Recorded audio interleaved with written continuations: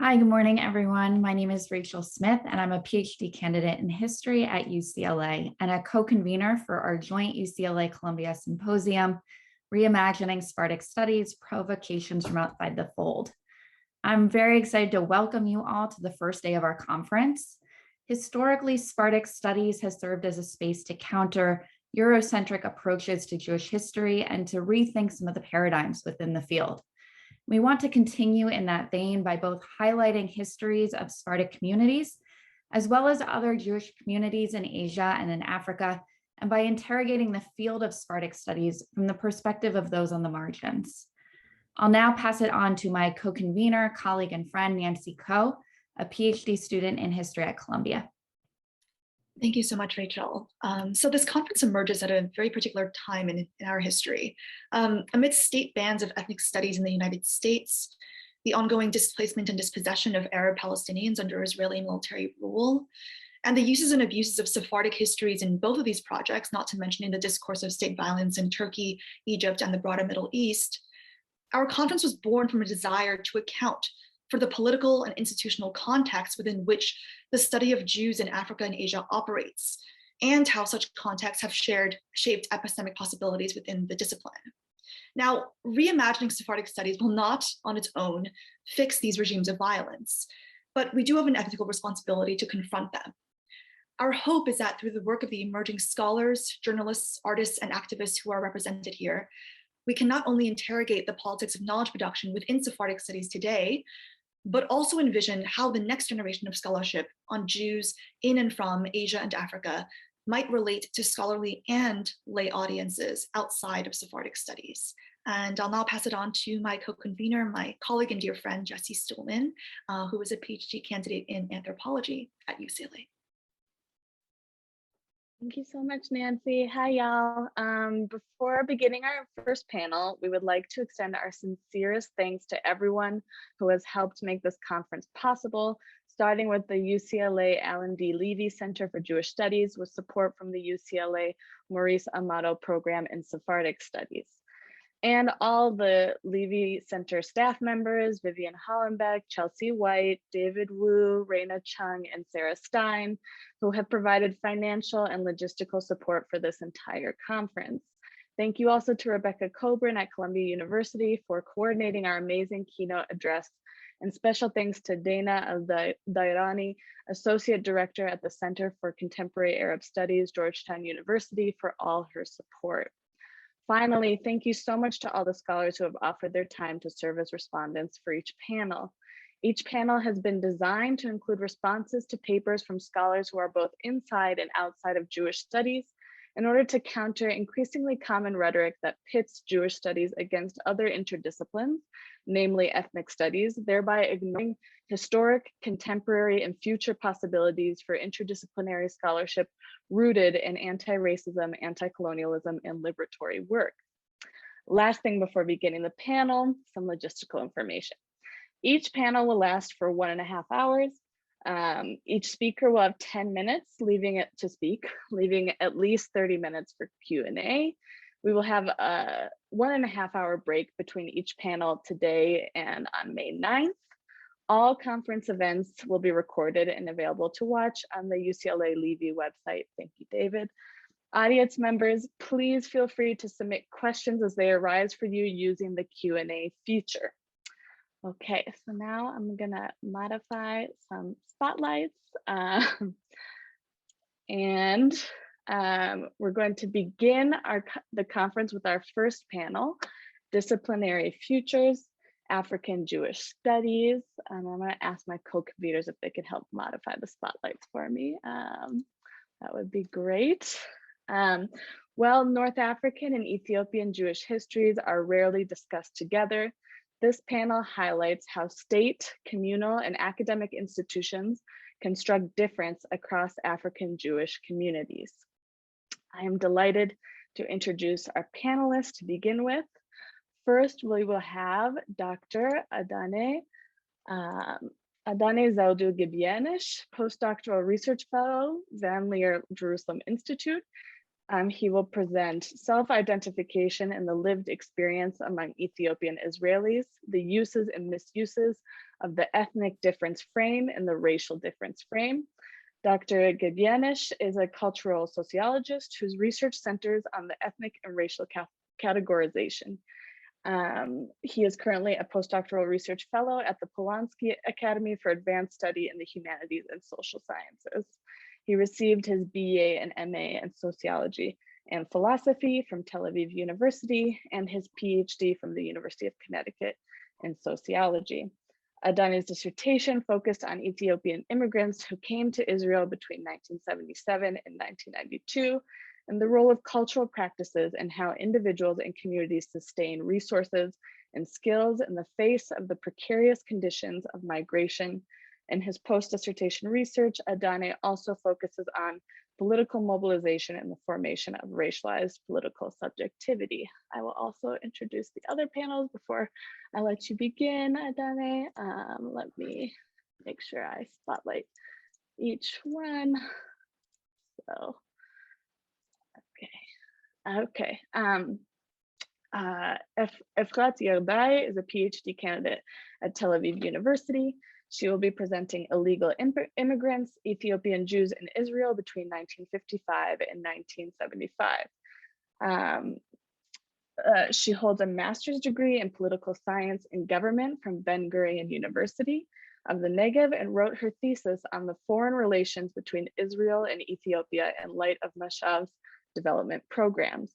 Yerday received the NIF's Galanter Prize in 2020, is a chair of Israel's Association for Ethiopian Jews, and has founded a number of initiatives, including the Young Ethiopian Students blog, Ra'av, Hunger Publishing House, and Ethiopolitics, a reading group for students of Ethiopian descent who want to broaden their knowledge of Ethiopian history and issues of identity and discrimination in Israel and elsewhere.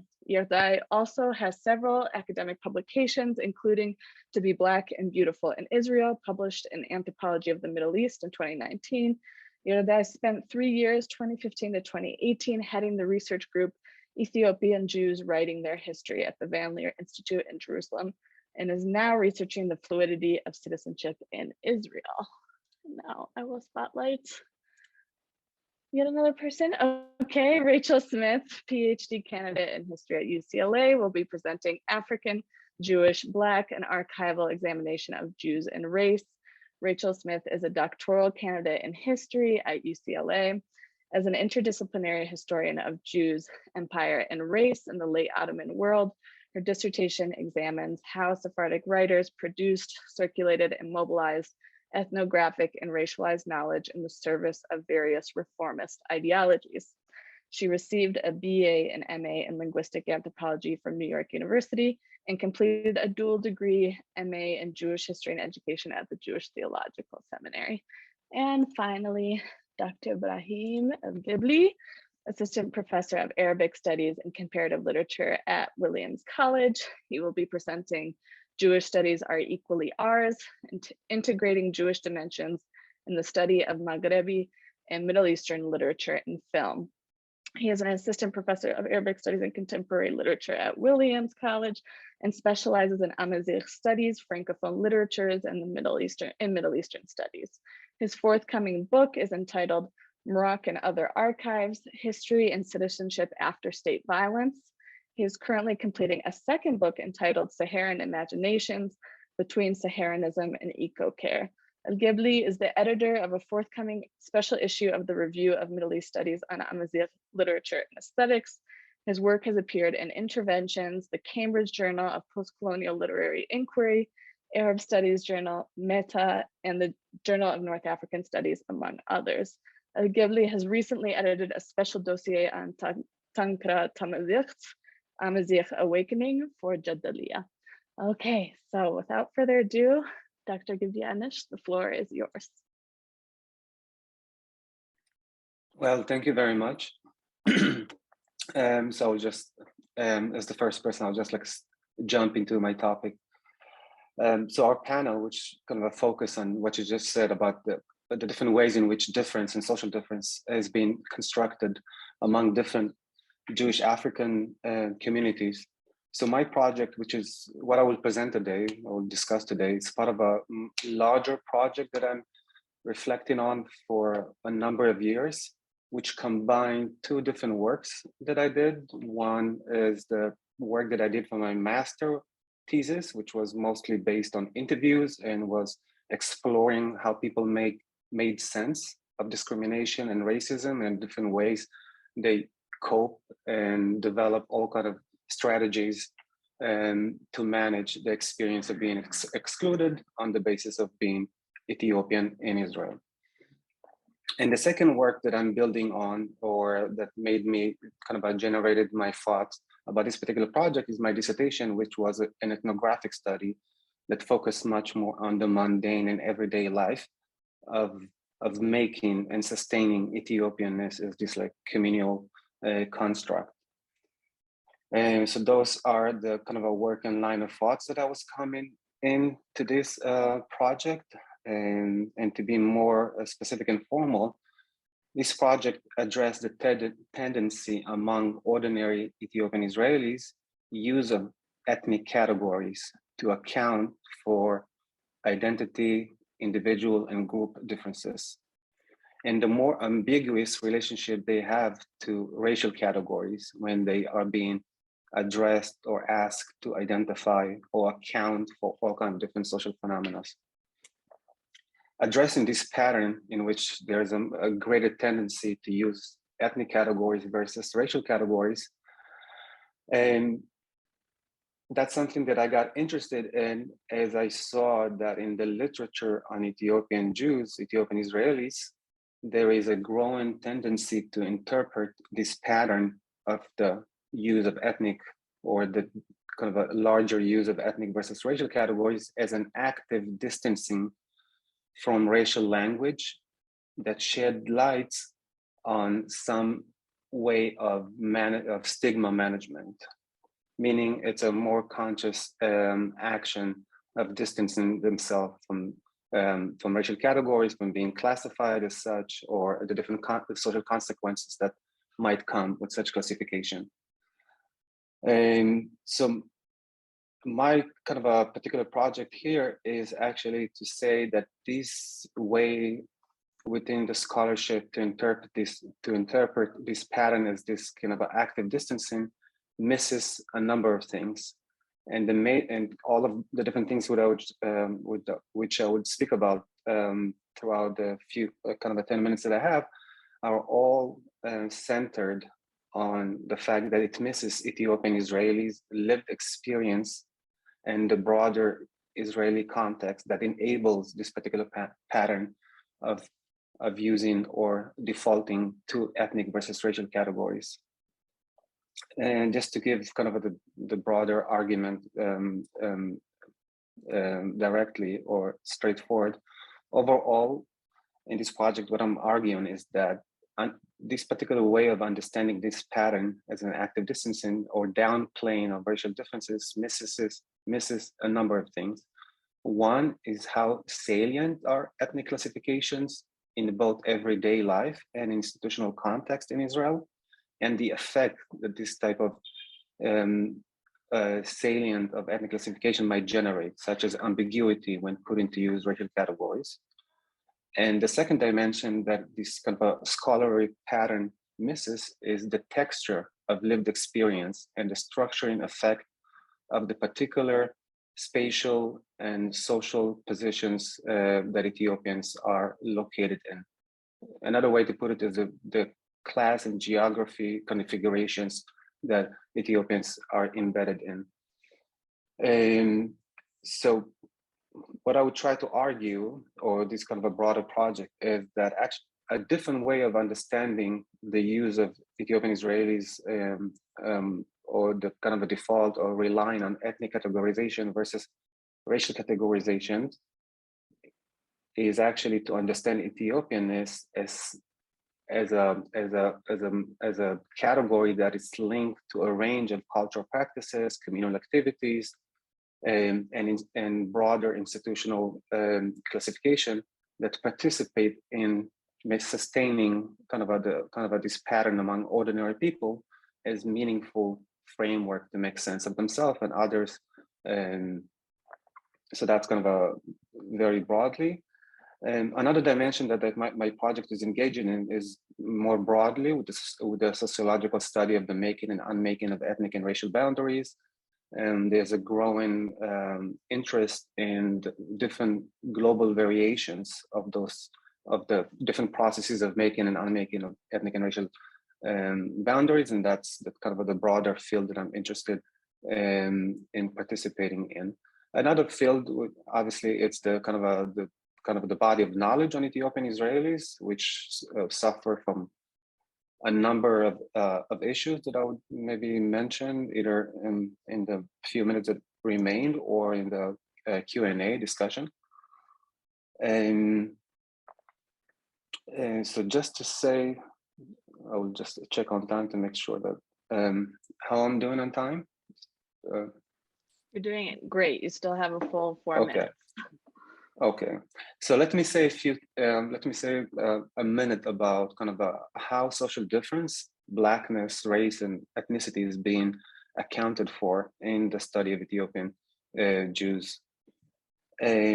So it can be boiled down into that the kind of Ethiopian Israelis' relationship to the use of ethnic and racial categories within this broader kind of a field of Ethiopian Israeli studies or Ethiopian Jewish studies can be boiled down to two types of claims. The first one argues that Ethiopian Israelis are prone to downplay the language of color-based differences, meaning race, and ground their claim for membership and equality through resemblance, meaning as Jews. And doing so underscore the structuring power of the national level hegemonic understandings of difference. That's meaning they default into downplaying difference because they want to kind of claim or emphasize their Jewishness. And that's something that it's linked to the kind of a broader national state power and work and around immigrants and around Jews more generally in Israel. And the second claim within kind of the literature about the relationship of Ethiopian Israelis to social difference and ethnic and racial categories and Blackness is that second generation Ethiopians opt to emphasize difference and articulate claims through the global language of race and racism, and doing so underscoring the structuring power of international level hegemonic structures of difference. And here you can think about the 2015 anti-police violence protests that took place in Israel and the different ways in which the language and framework of Black Lives Matter in the US got diffused and was being used.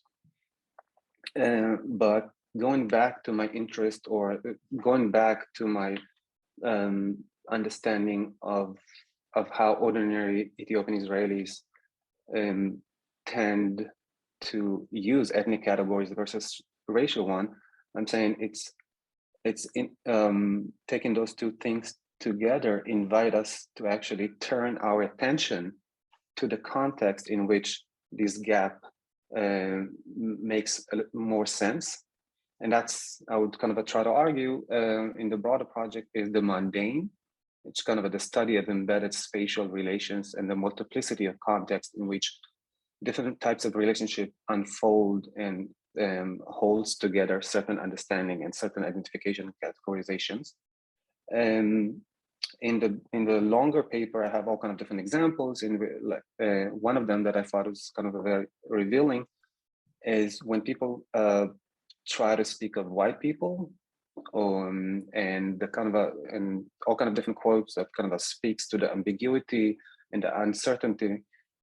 Different quotes that can easily be interpreted as a way of distancing or downplaying. But what I'm offering is actually a different way of reading them.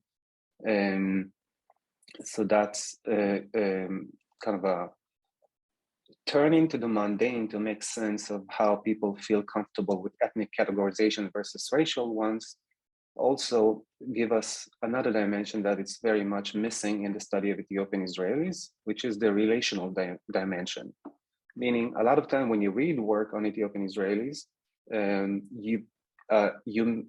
you gain little knowledge about their neighbors, their co-workers, their classmates, and the different people who actually occupy their world. And that's even more interesting when you think of the fact that Ethiopian Israelis make up only 2% of the population, meaning whichever location you find Ethiopian Israelis, they are always surrounded by other people. And in this work and kind of at the turning attention to the mundane and the kind of the routine flow of everyday life, you see how kind of the default to ethnic categories is something that's also gets sustained through this like relational dimension of their neighbors and others who actually summon them as ethnic subjects and present themselves as such. And so that's in that. I have also some part on the misuse of ethnic and racial categories, and I wouldn't elaborate, there's not much time, but I do make a difference between how, I do make a difference between the kind of what can be called hegemonic way of using ethnic and racial categories, and that's something that can be seen, for example, in the conversation around police violence and how ethnic categories are being used by all kind of state actors to actually depoliticize the issue, which is a different way. And another way of understanding the misuse of ethnic and racial categories is also in the scholarly literature, which characterize the relationship between Black culture, Black music, and Ethiopian Israelis as a problem that need to be addressed. That's another way of, so just to wrap up, what we gain with this particular project, which I hope made sense to the audience, and I would hopefully elaborate, is one, to again, thinking of the kind of how the literature think of social difference and Ethiopian Israelis' relationship to racial and ethnic categories misses the local context. There's a tendency to turn either to the Israeli hegemonic national framework of Jewishness, which obviously is very powerful and organized so much of social dynamics in Israel, or turning to international context and framework. And what is missing is actually where people spend most of the time in which they do ordinary things, to go to school, they're having a relationship with the neighbors and the like. So what it does, it allows us to understand why people opt for ethnic categories without somehow framing them as some type of people who are duped, of people who are somehow misled, or as people who somehow are just buying into this more like a hegemonic understanding of difference. And that's it. Yeah. Thank you so much, Dr. Gebyanesh. What an excellent start to this conference. And we will now move on to Efrat. Please feel free to begin. I'll share your PowerPoint.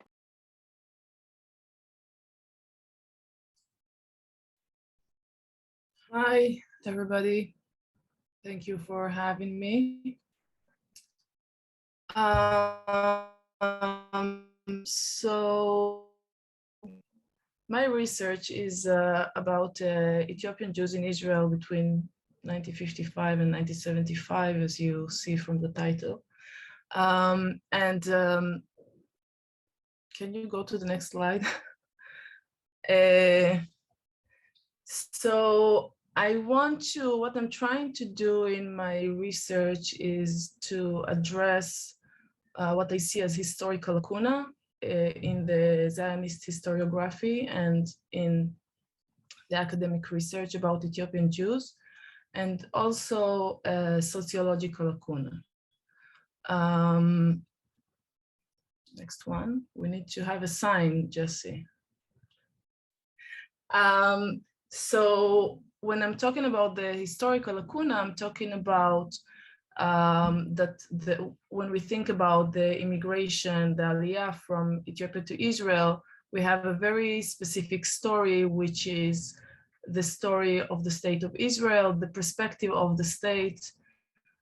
We have the prominent figures of this story of Aliyah, very heroic story. We have the IDF, we have the Prime Minister Menachem Begin since 1977, that he was the one to say, bring me my brothers from Ethiopia. We have Rabbi Ovadia Yosef, who rule the halachic law that Ethiopian Jews are part of the Jewish people. But from this perspective, the absence of Ethiopian Jewish is very, the Ethiopian Jews are very absent from this perspective. So what I will try to do now is to have to show you a list of documents that a bit out of context, but to show you that there was an ongoing relationship and connection between Ethiopian Jews from the very beginning of the State of Israel, but I will start it from 55 to different authorities, rabbinic authorities, state authorities.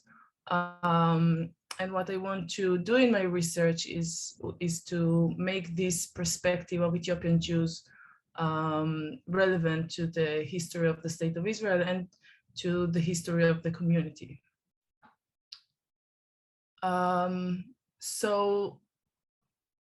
Later on, I will talk about the sociological lacuna. In my research, I'm focusing on two groups. One is a group that is called Kfar Batya Youth. It's a Kfar Batya Youth project where 24 children from the Ethiopian Jewish community in Ethiopia arrived to Israel in 55 and 57, in 55 and 56, in order to study the Israeli halachic law and some other modern skills, and to go back to Ethiopia and teach their communities. This was a project of the Jewish Agency, but this specific document talks about the program to convert to Judaism 20 youth from the Bet Israel from Ethiopia. And everybody are CC'd here, the chief Sephardi rabbi, the chief Ashkenazi rabbi, the Jewish Agency. So usually when we talk about the Ethiopian Aliyah, maybe I should say it, we talk about an immigration that arrived to Israel in November 84. And we don't know nothing about them from the beginning of from the establishment of the State of Israel until this point that the State of Israel make the operation to bring them to Israel. So this is from 57. This is a letter. Okay, so I will say something about the Kfar Batya youth. I told you that 24 children arrived to Israel in order to go back to Ethiopia. But 6 of them stayed in Israel actually illegally. And they didn't go back to Ethiopia. It means that they stayed in Israel between 5 to 10 years without civic status. This is a correspondence between the Ministry of Foreign Affairs to the embassy of Israel in Ethiopia about a project to settle 50 Ethiopian Jewish families in the Upper Galilee. Okay, let's go like 10 seconds to every slide. This is minutes from meeting with the Director General of the Ministry of Interior that says to extend the temporary visa of these 6 pupils in 1 year, because they had to they let them, although they stayed in Israel illegally, they let them get a 1 year another 1 year of temporary visa in Israel. in 68, another correspondence about a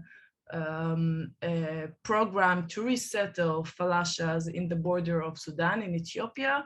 And what is specifically about this correspondence is it's easy to see that part of the agenda was to try and let the Ethiopian Jews stay in Ethiopia because they already have connection with Israeli authorities. So let's satisfy the Ethiopian government. We will give them like agriculture help, and they will be able to be there for the security reasons of the government of Ethiopia.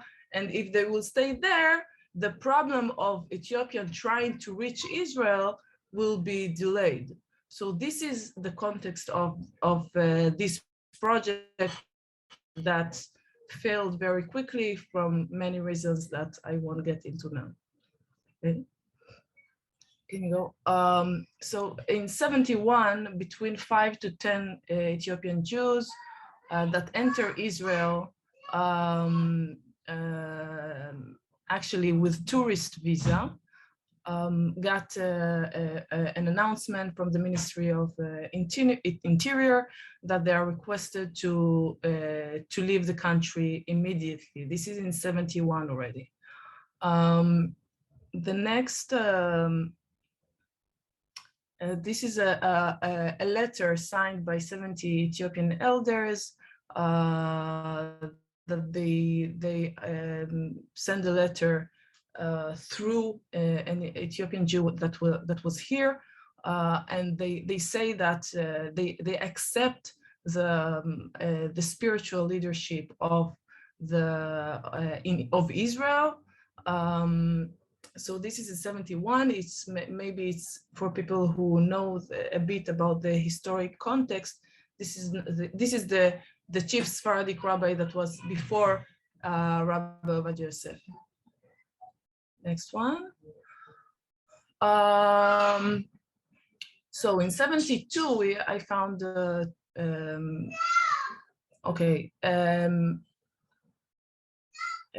two Ethiopian Jews that wanted to arrive in Israel, go to the consular department in Addis Ababa. They ask for visa. And this is a letter that's been sent to Israel that says that I suspect that these two are falashas, so I need some instructions, because what happened during this time that it turned into a phenomena that people from Ethiopian Jews trying to enter Israel and like they actually were not allowed to get visa, but they they don't tell them, listen, you are not Jews, you are not allowed, but in somehow in a very not direct way, don't let them they're not getting them any visa or an option to enter Israel. Okay, you can go further. Okay, this is a request for family reunification. Okay, so what I was trying to say here is that there is a period of time that is absent, and this period of time, I want to expose the perspective of Ethiopian Jews themselves. And I think maybe I don't have time to really talk about the sociological lacuna properly, but I think the Ethiopian Jews are very relevant to the type of very specific citizenship in Israel. And I think that the problem in Israel, it's not only from the democratic side that non-Jews are not allowed to get citizenship in Israel, but it's also relevant to to Jews that are not white. Thank you.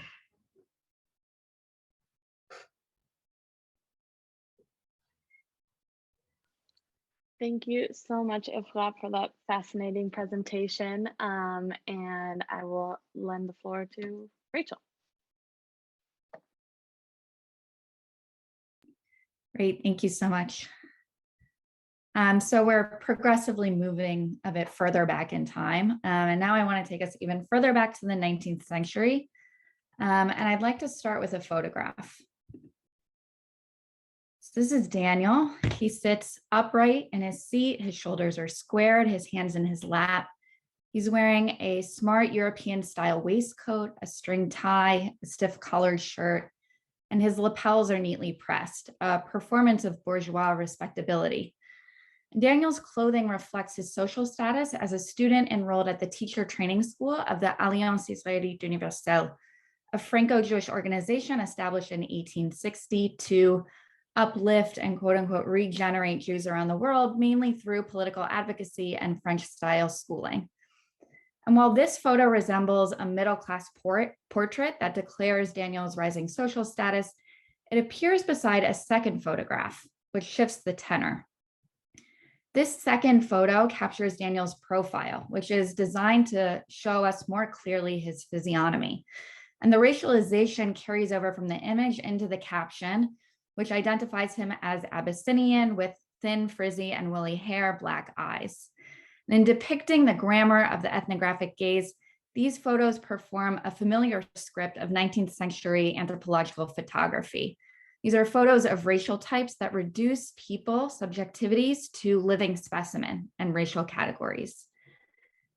Now, these photos were really only meant to register different forms of scientific accounting, but they also show us Daniel's refusal to remain in Ethiopia, his desire to see Paris, his search for new places and possibilities. These photos capture what scholars in Black studies, Fred Moten and Stefano Harney, have called, quote, the refusal to be refused, which is his striving for what Ruth Wilson Gilmore has expressed as, quote, the possibility to live unbounded lives. But these photos also register a third thing, which is a tension that we can see in the interplay between Daniel as an aspiring Alliance teacher on the left and Daniel as a racialized subject on the right. And this tension is at the heart of the Alliance. Between its efforts to remake Jews globally in its own image, even as it called for the production of racialized knowledge that inscribed a profound sense of difference. And I want to explore this tension, and I want to do it by tracing Daniel's archival trail. This archival trail comes to us from an Alliance-sponsored expedition to the Beta Israel in Ethiopia that was undertaken by Joseph Halevi, who was an Orientalist and educator from Adane. Now, scholars have focused on the role of the Alliance in bringing about major transformations, political, religious, economic, cultural, transformations across Jewish communities in North Africa, the Ottoman Empire, and Iran. The Alliance itself is often seen as heralding the very advent of modernity in these regions. So given the Alliance's centrality to the history and historiography of these regions, scholars have spent quite a bit of time examining its work, but they haven't made race an explicit analytic in considering the Alliance's racial politics, from its production of racialized subjects in need of aid to the racial anxieties and aspirations around whiteness that drove its work and how race has structured its archives. And while my other work looks more in depth at those first two aspects, here I want to focus on Daniel and the archives and what this means for how we write Jewish history. When Joseph Halevi embarked on his mission in 1867, Beta Israel communities like Daniel's had endured centuries of political, economic, and social disenfranchisement in a Christian Ethiopia that had an old and well-established church. It was Christian missionizing among the Beta Israel that prompted concern among Jewish communal leaders in Europe, in the US, and in the Ottoman Empire. And articles in the international Jewish press called for Jewish solidarity, even while debating whether or not the Beta Israel were in fact Jews. That is, could there be Black Jews in Africa? And perhaps because their religious, racial, and genealogical kinship were unresolved, calls for a specifically Jewish expedition to Ethiopia appeared with growing urgency in the press in the 1850s and 1860s. And in 1867, Joseph Halevi answered that call. After months of lobbying Jewish organizations and individuals for their support, He received sponsorship from the Alliance, followed by the Board of Deputies of British Jews and the Board of Delegates of American Israelites. So this was a major international co-sponsored expedition. On a summer day in 1867, Halevi set off on his journey. In Ethiopia, he would visit a number of different Beta Israel communities. He would speak with communal leaders and elders, collect information. And after 8 months of doing this, as Halevi recounts in his travelogue, quote, "A young Falasha named Daniel manifested his desire to follow me to France." Now, according to Halevi, Daniel implored him, quote, "Sir," he says to me, "bring me to France. I will gladly endure the fatigue of the trip. I'll ask neither for gold nor silver. I only ask for knowledge," end quote. Now, this might have been a moment of refusal in which Daniel refused to be left behind to live a known life, but saw in Halevi a pathway to new possibilities, unbounded by the economic, political, and social constraints that the Beta Israel lived in Ethiopia at the time. Halevi noted that he was unwilling to bring Daniel without the consent of his parents and community, but that community leaders cried out to him. "Praise be to God who inspired our brothers in Europe to take interest in us. We know little how to read and even less how to write, but our ignorance is not willful. It's imposed on us by poverty. Teach us if you love us, set up schools in our villages, and we'll send our children there with joy. In waiting, we send you one of ours. Raise him up in the law and in science. We will need him in the future." So Halevi soon set off together with Daniel on the long journey from Ethiopia back to Paris. After trekking miles, Halevi and Daniel made it to Egypt, where they caught a steamship and sailed to Marseille.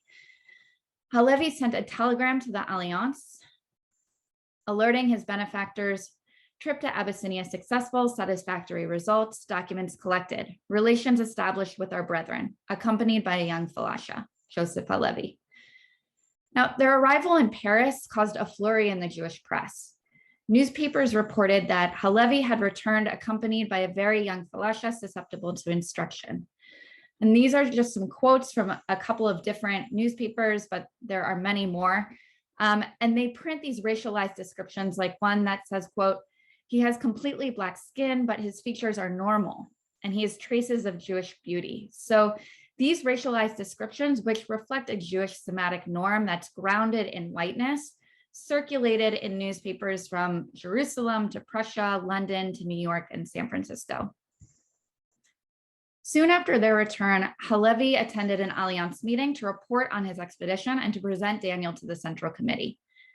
And after giving a detailed account of his trip, Halevi placed Daniel center stage and declared that, quote, "I'll leave it to him to express to you his aspirations and gratitude. He speaks Amharic, his mother tongue. I'll represent in French the exact sense of his words." In the minutes from this Alliance meeting, Daniel's speech is recorded only in summary notes. Mr. Daniel, young Falasha, declared to be the interpreters of his brothers, presents to the meeting their gratitude to the Alliance for the interest they've shown. He was sent to Europe to learn the holy language and sciences and to return capable of one day himself undertaking instruction among his compatriots. He's entrusted to the hands of the Alliance. He asks for its protection, and the committee welcomes him with the hope of finding in him an intermediary to establish relations between the Alliance and the Falashas. Daniel's words, ostensibly translated and abstracted, are doubly removed from the record. Yet the Alliance concluded that the Beta Israel were Jews, and so Daniel was enrolled in the Alliance's teacher training school. After appearing at the Alliance Central Committee meeting, Daniel then attended a General Assembly meeting, which was open to all of its members, where, according to the Alliance Bulletin, he was, quote, "shown to the public and given an ovation." But not everyone believed Halevi's report. According to Halevi, Charles Netter, who was a co-founder of the Alliance and a member of the Central Committee, quote, "formally accused me in front of the commission of never having been in Abyssinia and even refused to have faith in the young Falasha I brought from Dembia with me to be placed in the École Orientale of the Alliance, and asserting he was a Negro who I had bought in a slave market in Sudan." For Netter, the young man's skin was physical proof of the impossibility of his Jewishness. And the truth of Halevi's report and Daniel's identity became larger questions of public concern that were taken up in the press. Just as one example, The editor of L'Univers Israélite dismissed both Daniel and Halevi completely, arguing that despite the expensive mission sent by the Alliance, we still know almost nothing about the Abyssinian Jews. The sight of a young man of Black color and frizzy hair that we possess is not enough to satisfy our curiosity. These accusations cast a pall over the expedition, and the Alliance decided to take no action on behalf of the Beta Israel. But Halevi found greater interest at the Société d'Anthropologie, which he visited with Daniel in tow that same year. There, Paul Broca, who is the founder of the Société and a physical anthropologist, curled that, quote, "It's very precious for the society to be able to observe a living subject today," end quote. Now, Broca examined Daniel and pronounced, "His complexion, without being completely Black, is darker than that of first-blood mulattoes, and it's incontestable that this young man, we can say it in front of him since he cannot understand us, is a mestizo crossbreed closer to the Negro type than the Caucasian type." Broca justifies this violence and speaking of Daniel's race in front of him because of the language barrier, but also perhaps because he saw him as, quote, "just a living subject." So standing before anthropologists, geographers, and colonial officers at the Société, Daniel faced those who scrutinized his hair, his eyes, his nose, his lips, and passed judgment. And like I said, this captures the violence of 19th century French anthropology, which is a violence that's predicated on race as an organizing principle, grounded in the subjection of bodies and shrouded in the language and methods of science. And it's this attitude that we see crystallized in these photos of Daniel from 1869, with which we began. Now, the following year, Daniel would leave Paris for Ethiopia, but he would only reach Massawa in present-day Eritrea, where miles from his home, he took ill and died in a local hospital. Franz Hassan, who was the consular agent of France in Massawa, sent a telegram to the Alliance stating that, "To satisfy my obligation, I inform you that the student named Daniel, who arrived here from Paris around April, died on November 3rd in the local hospital of Slices."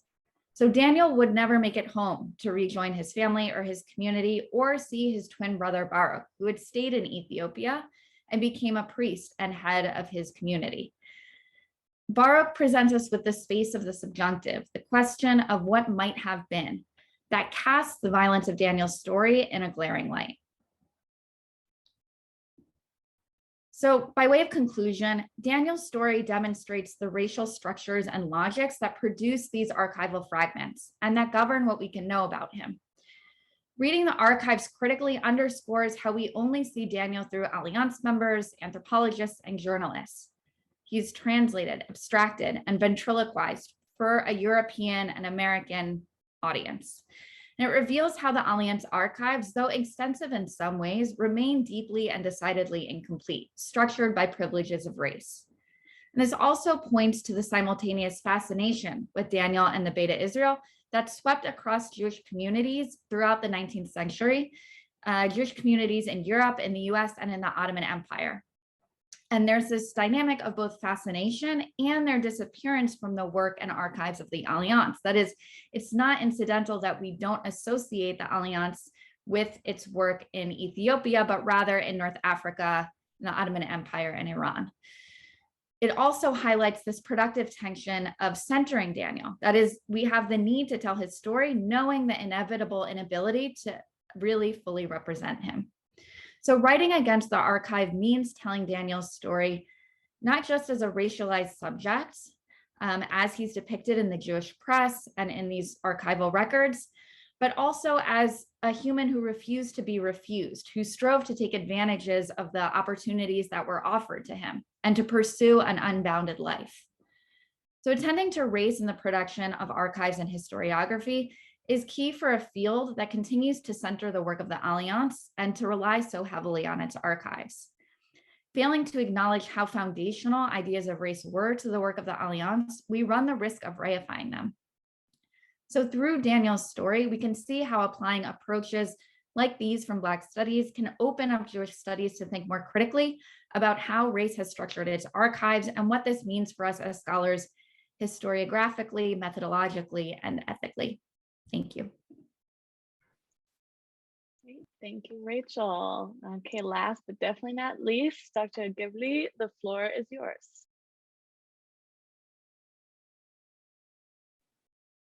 Okay, just one second.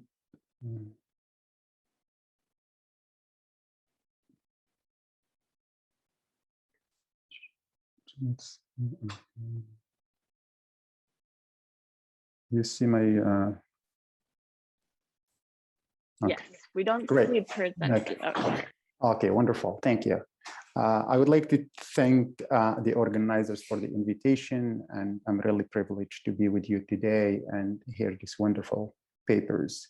My paper that I'm presenting today is more methodological, but I'm going to start with talking a little bit about history. And I just want to say that in the past, there were a lot of Jewish communities in what we call North Africa or the Mazgha or the Maghreb and the Middle East. Some 800,000 Jews lived in different communities, both urban and rural. And as you see in these maps from Israeli sources, you can tell today like how many people left and how many people stayed. And in some places, there are as low numbers as 0, where in others like Egypt, you have 5 Jews, and whereas in Morocco, for example, you have 3,000 who still live in the country. And this led me in my research to think about the significance of the loss that was embedded in the process of immigration, departure, excision, extraction that happened in these communities, and the way it influenced the way culture and culture production, and also the future of these societies developed and changed over time due to the departure of Jews.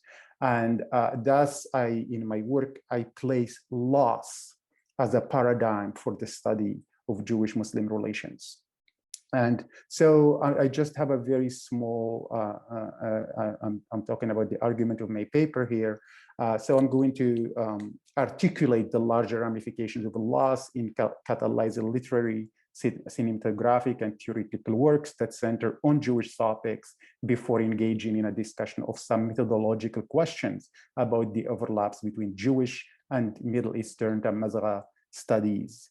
The question here is really, this methodological question is really related to the fact that there is a disinterest in Arabic studies, for example, or in French and Francophone studies that cover the North Africa and the Middle East in Jewish topics, because that remained really a highly Jewish studies topic as a discipline. So how might we be able to see the overlaps and the intersectional aspects that can be developed between what we call Middle Eastern studies and Jewish studies. And here, what's really, again, the departure of Jews as individuals and communities did not mean the end of their history or the end of their story or the end of interest in their existence among Muslims. There is a very rich and prolific literary tradition that has emerged in the different places where Jews lived in North Africa and the Middle East. And as you can see in these works, for example, there is writings in French, writings in Arabic, and writings in Farsi and other languages that take up Jewish questions and imagine Jewish lives among Muslims or among these communities. And in my work, I call this mnemonic literature or al-kitab al-dhakiratiya, because most of the writers who are actually studying these Jewish topics or did not live with Jews. They were young people who inherited stories about Jews and then write them into literature, or people who were curious to have found out about the existence or an erstwhile existence of a Jewish community that then doesn't exist anymore. And then this becomes a quest to find out what happened, because as we know, curricula in most of these areas do not teach anything about Jews. Jews were here, they left, They went to Palestine, and the situation of struggle in Israel-Palestine contributed a lot to the amnesia and the silencing of the histories or local histories of Jewish communities in North Africa and the Middle East. However, in the last 20 years, what I've traced in my work is that the existence of a very strong literary subgenre that brings Jews back. Again, whether it's like the figural Jew, the imagined Jew, or the real Jew, it doesn't really matter. To me, what matters is that these works speak to a need, whether it's historiographical, whether it's sociological, whether it's intellectual, and it does pose a larger question for those of us, for example, who work in comparative literature or in Arabic studies. What do we do with that? What do we do with this amazing literature? And of course, also film. By the day, you see new titles, short documentaries, and this is not a specific thing to one area in North Africa and the Middle East, but it's rather a highly present topic everywhere. And then, so what does this tell me personally is that beyond literature and film also, there is Jewish loss, or the departure of the Jews and their immigration left its imprint on intellectual production. It has catalyzed works that attempted to theorize identity, democratization, community, diversity through a Jewish lens. And in this case, for example, in my paper, I talk about Abdullah al-Arwi and Khatibi and the way they talk about Jews, particularly in Khatibi's work, Abdelkabir Khatibi. I believe in my argument that his entire conceptualization of identity actually stems from his understanding of the loss of the Jewish dimension of Morocco's, and that's something that we can talk about later. Then also in Mustafa Hussein and myself, actually in a forthcoming book called Refiguring Loss, we write this: there is no explicit discipline of Jewish studies in the Maghreb and the Middle East, and the indigenous scholars who work on Jewish topics are rare and less vocal than their Jewish counterparts. Most of them still focus on the pre-colonial times, and they have to navigate political and archival constraints that limit their ability to write up-to-date histories. And here the distinction, of course, is very important between indigenous scholars who work in the United States or in Europe, and indigenous scholars who work locally. And what you notice is that there is nothing called like a Department of Jewish Studies or programs in Jewish Studies, and individuals who work on these topics are usually in different departments, like in history or in literature, but Jewish topics remain to be very peripheral to, as an aside to the main works that they are doing, which does not help the development of the discipline of an interdisciplinary study that is indigenous and focused on Jewish communities in these communities themselves. So, and why is it important that we have a Jewish studies program, or Jewish, or at least understanding the intersectionality between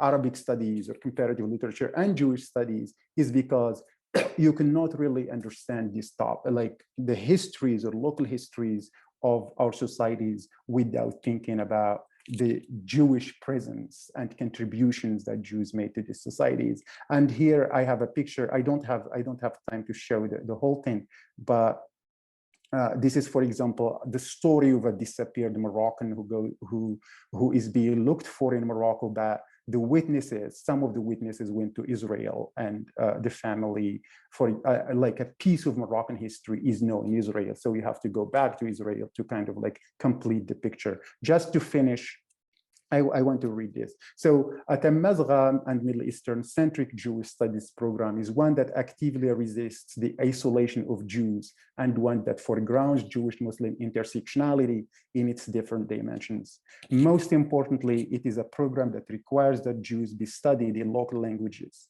This would help normalize Jewish studies as a discipline that's not merely focused on Jews, but also on the larger societies in which they existed as collectives and individuals. Thank you. Wow, thank you so much, Dr. Guabli, and everybody else who was a part of this fabulous panel. Now we will move on to our responses, which will come from Dr. Brian Roby and Dr. Kristin Hickman. Let me just read your bios really quick, and then I'll hand the floor over. Brian K. Roby is an assistant professor of Judaic and Middle Eastern Studies at the University of Michigan, Ann Arbor. Go Blue, my institution. His expertise is on 20th century Israeli and North African Jewish history. His research and teaching interests include Jewish racial constructs, policing and civil rights globally, and 19th and 20th century North African history. Dr. Kristin Hickman is Croft Assistant Professor of Anthropology and International Studies at the University of Mississippi.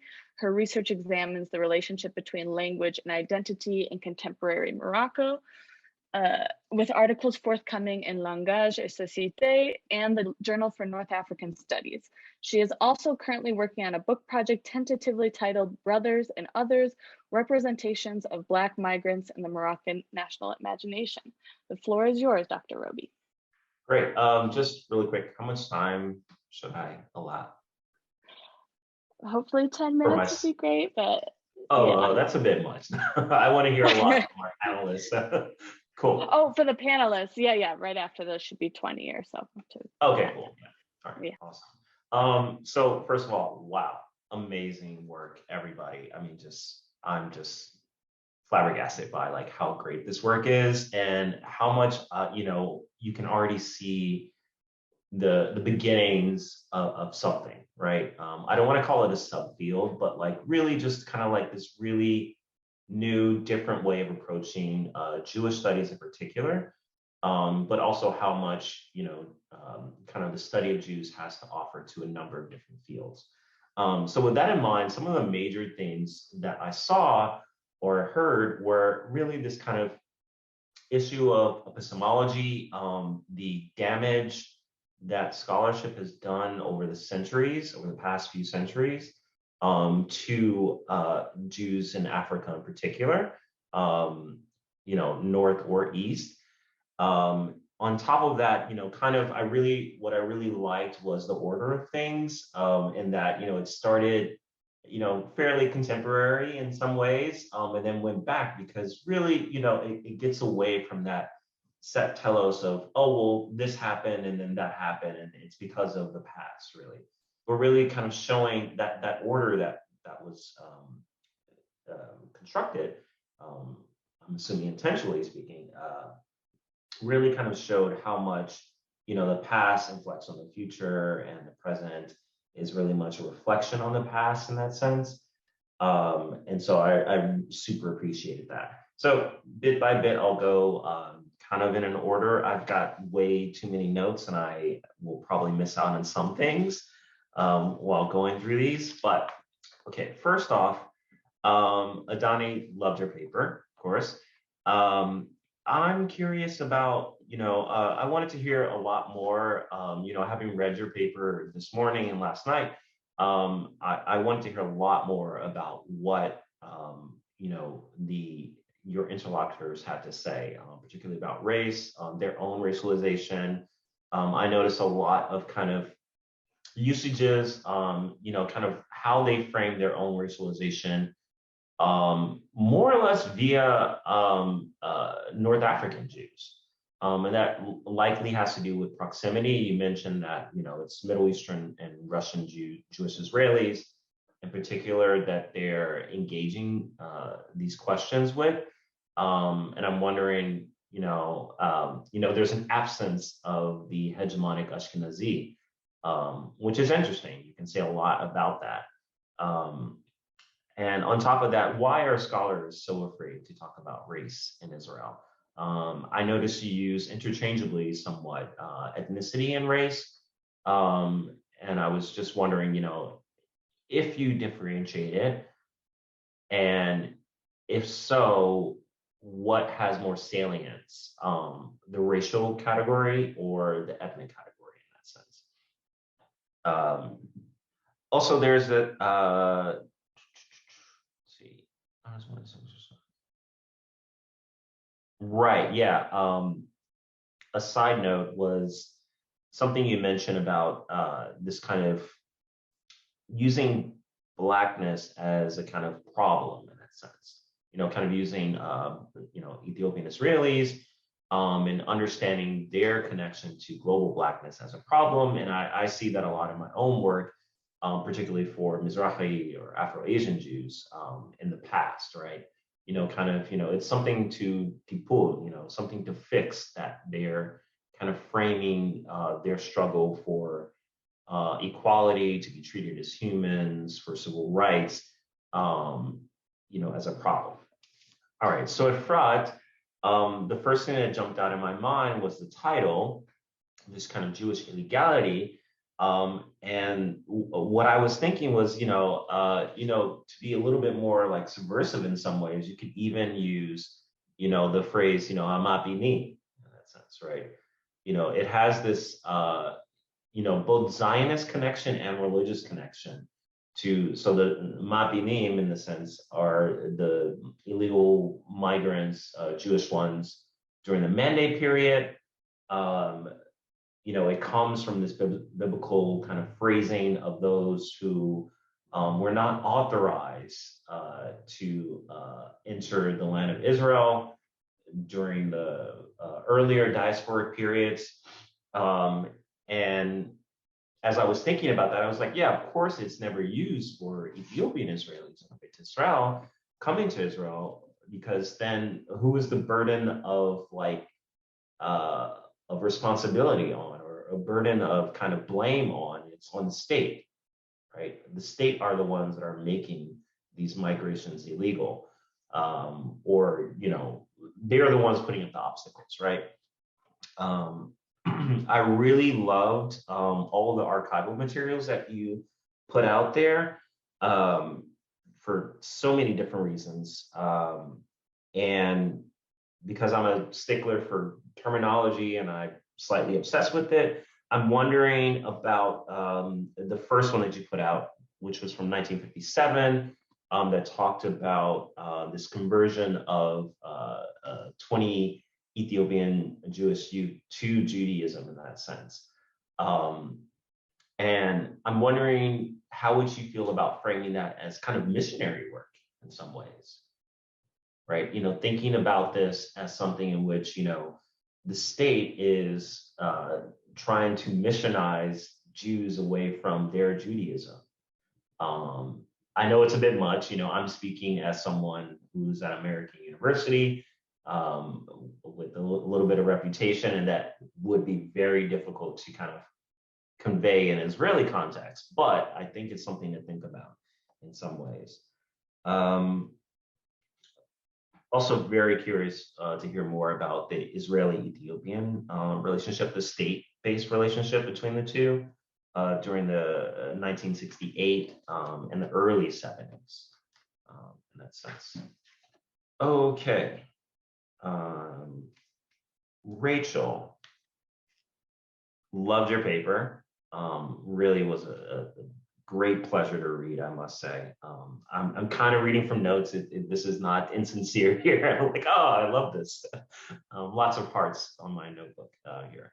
I'm wondering if you could say more about how they examined Daniel in that sense, right? Much more, because you're great at, describing, your writing style is fantastic. And I think, saying much more about how, what was that process, even if he didn't, if this Broca, Yeah. Broca, thank you. Yeah. Yeah, even if he didn't say it himself, you could look back to French anthropological kind of processes and thinking about, okay, how did they do this? You know, if they grab his head, did they use a little caliper to measure his nose? And I'm sure they did, you know, and like really going into detail to show that violence, right? Because throughout there is this kind of theme of like various different types of violence and slow deaths that are taking place against Jews from Africa. And I think that's a really great tie-in to just kind of show that, right? On top of that, that's a note that I'll send you by email about something else. What I think you did really well, and you can even, you know, push harder on for your major contribution to scholarship is, you know, this critique of the Alliance, right? You know, we all know the problems with the Alliance, but we're all beholden to them in some ways, right? Either for a number of different reasons, right? But really kind of framing that and kind of theorizing, what does that mean that we know that there's a significant problem with the racialization of what the Alliance was all about, you know, from the beginning, and that, you know, we have to rely on their archives, you know, kind of signaling to others who may not be as aware or may not be as engaged with anti-racist work, you know, that, hey, this is a problem here. I think that's something that you can really make a major contribution with. Have I skipped a page? No. And then Brahim. Yes. Right? Was that the correct order? Yes. Great. Okay. What struck me at first was that the map did not include East Africa and its Jewish communities, right? And I'm glad you pointed out that, you know, these are maps from the state of Israel in that sense.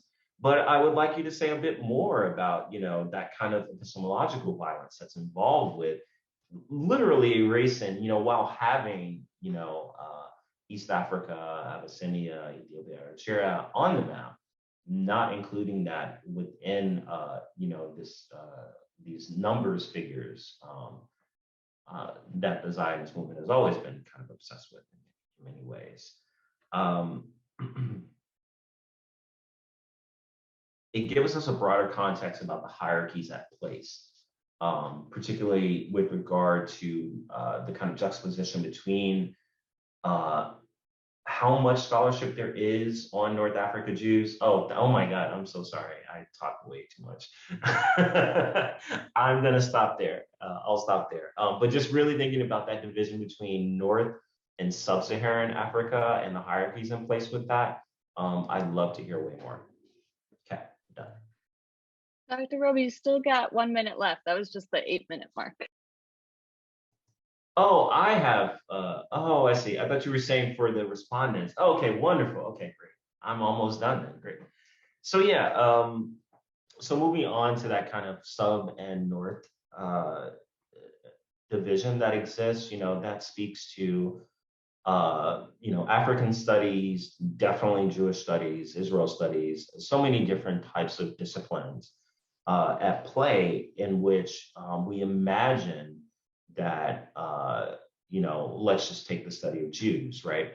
We imagine that this major division between North African Jews who are now accepted, although that was not the case in the early 19th century for sure, and even in the late 19th century, as Jewish, as part of the kind of Jewish canon of history, even though they're marginalized, still accepted. Yet sub-Saharan Jews are not.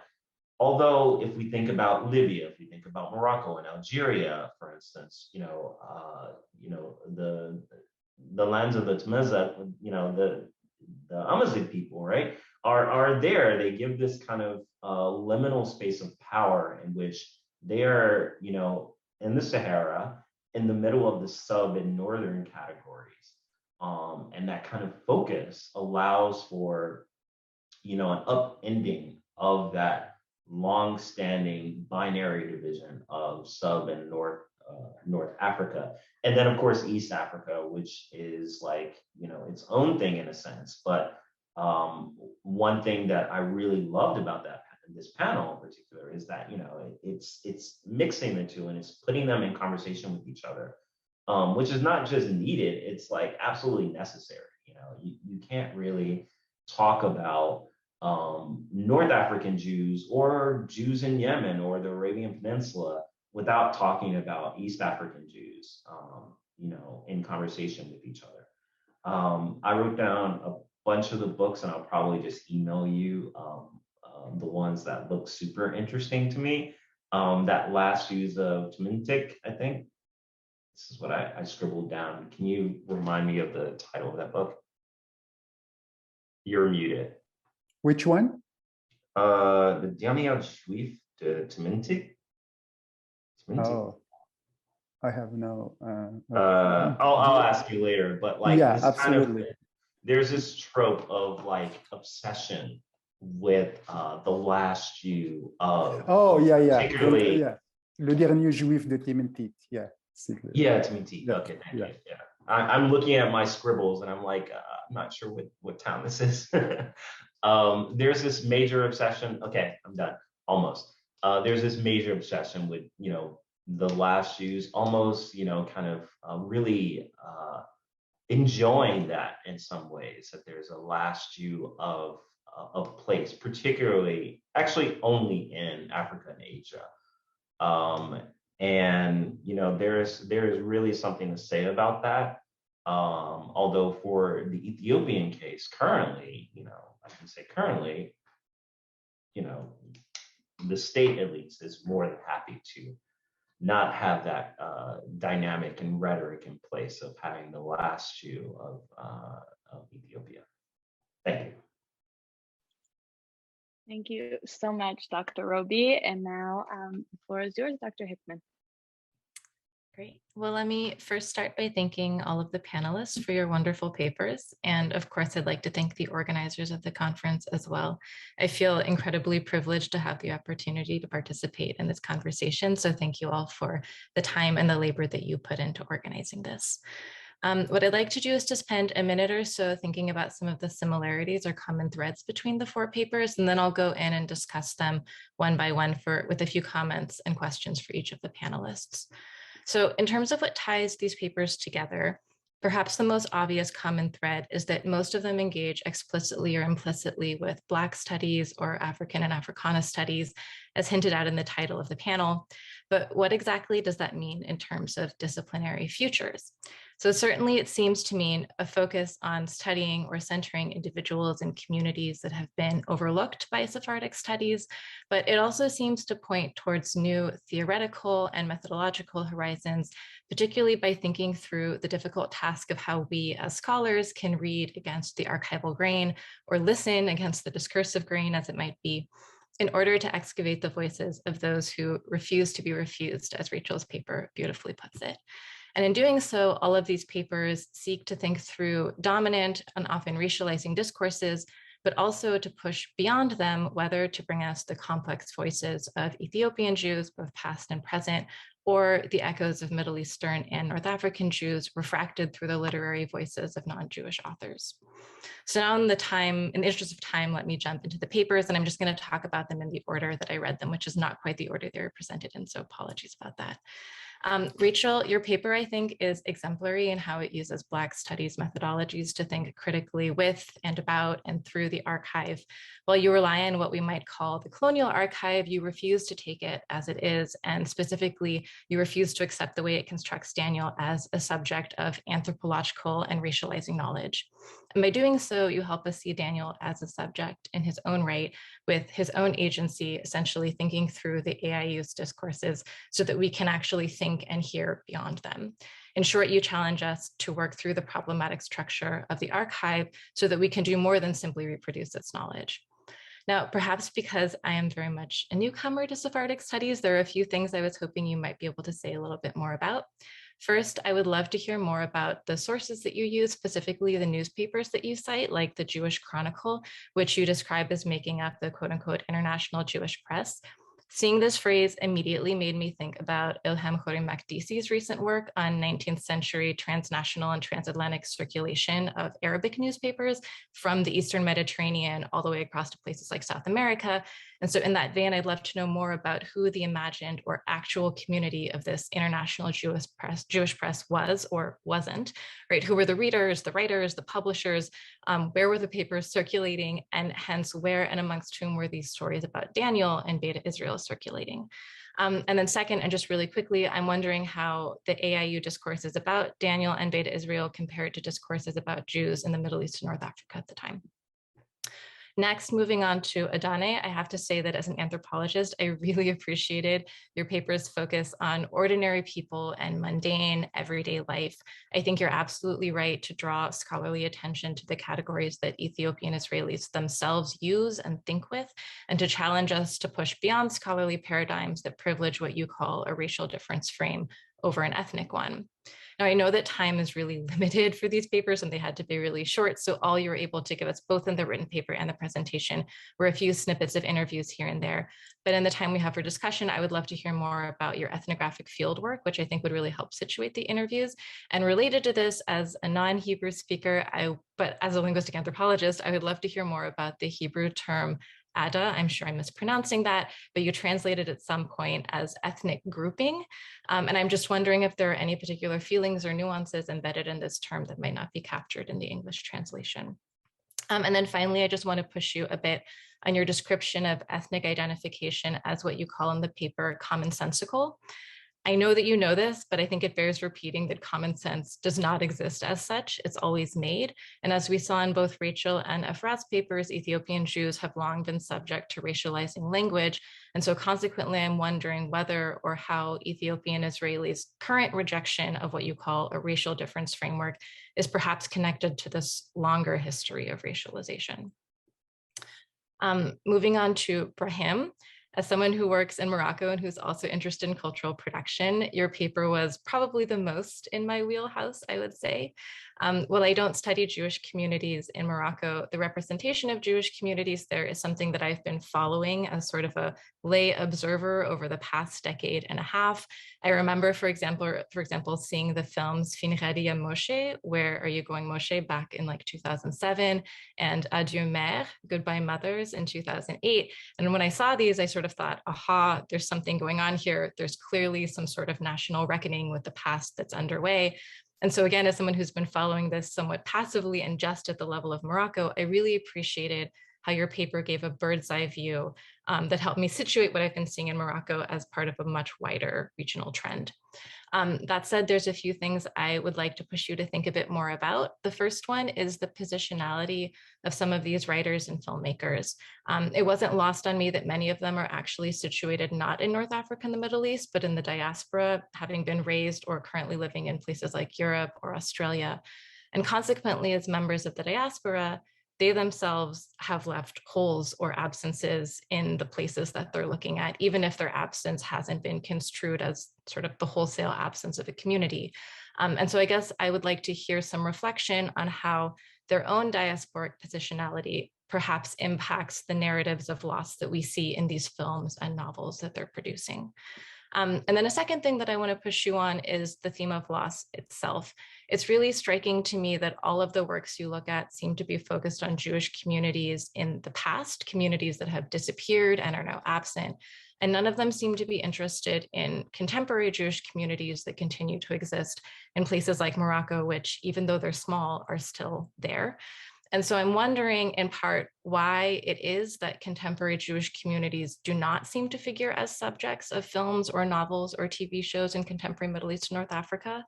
And I'm also wondering if this intense focus on absence in the past actually has the effect of perhaps erasing contemporary Jewish communities and contributing to what Britta Ingebretson, in a very different context, has called preemptive eulogization.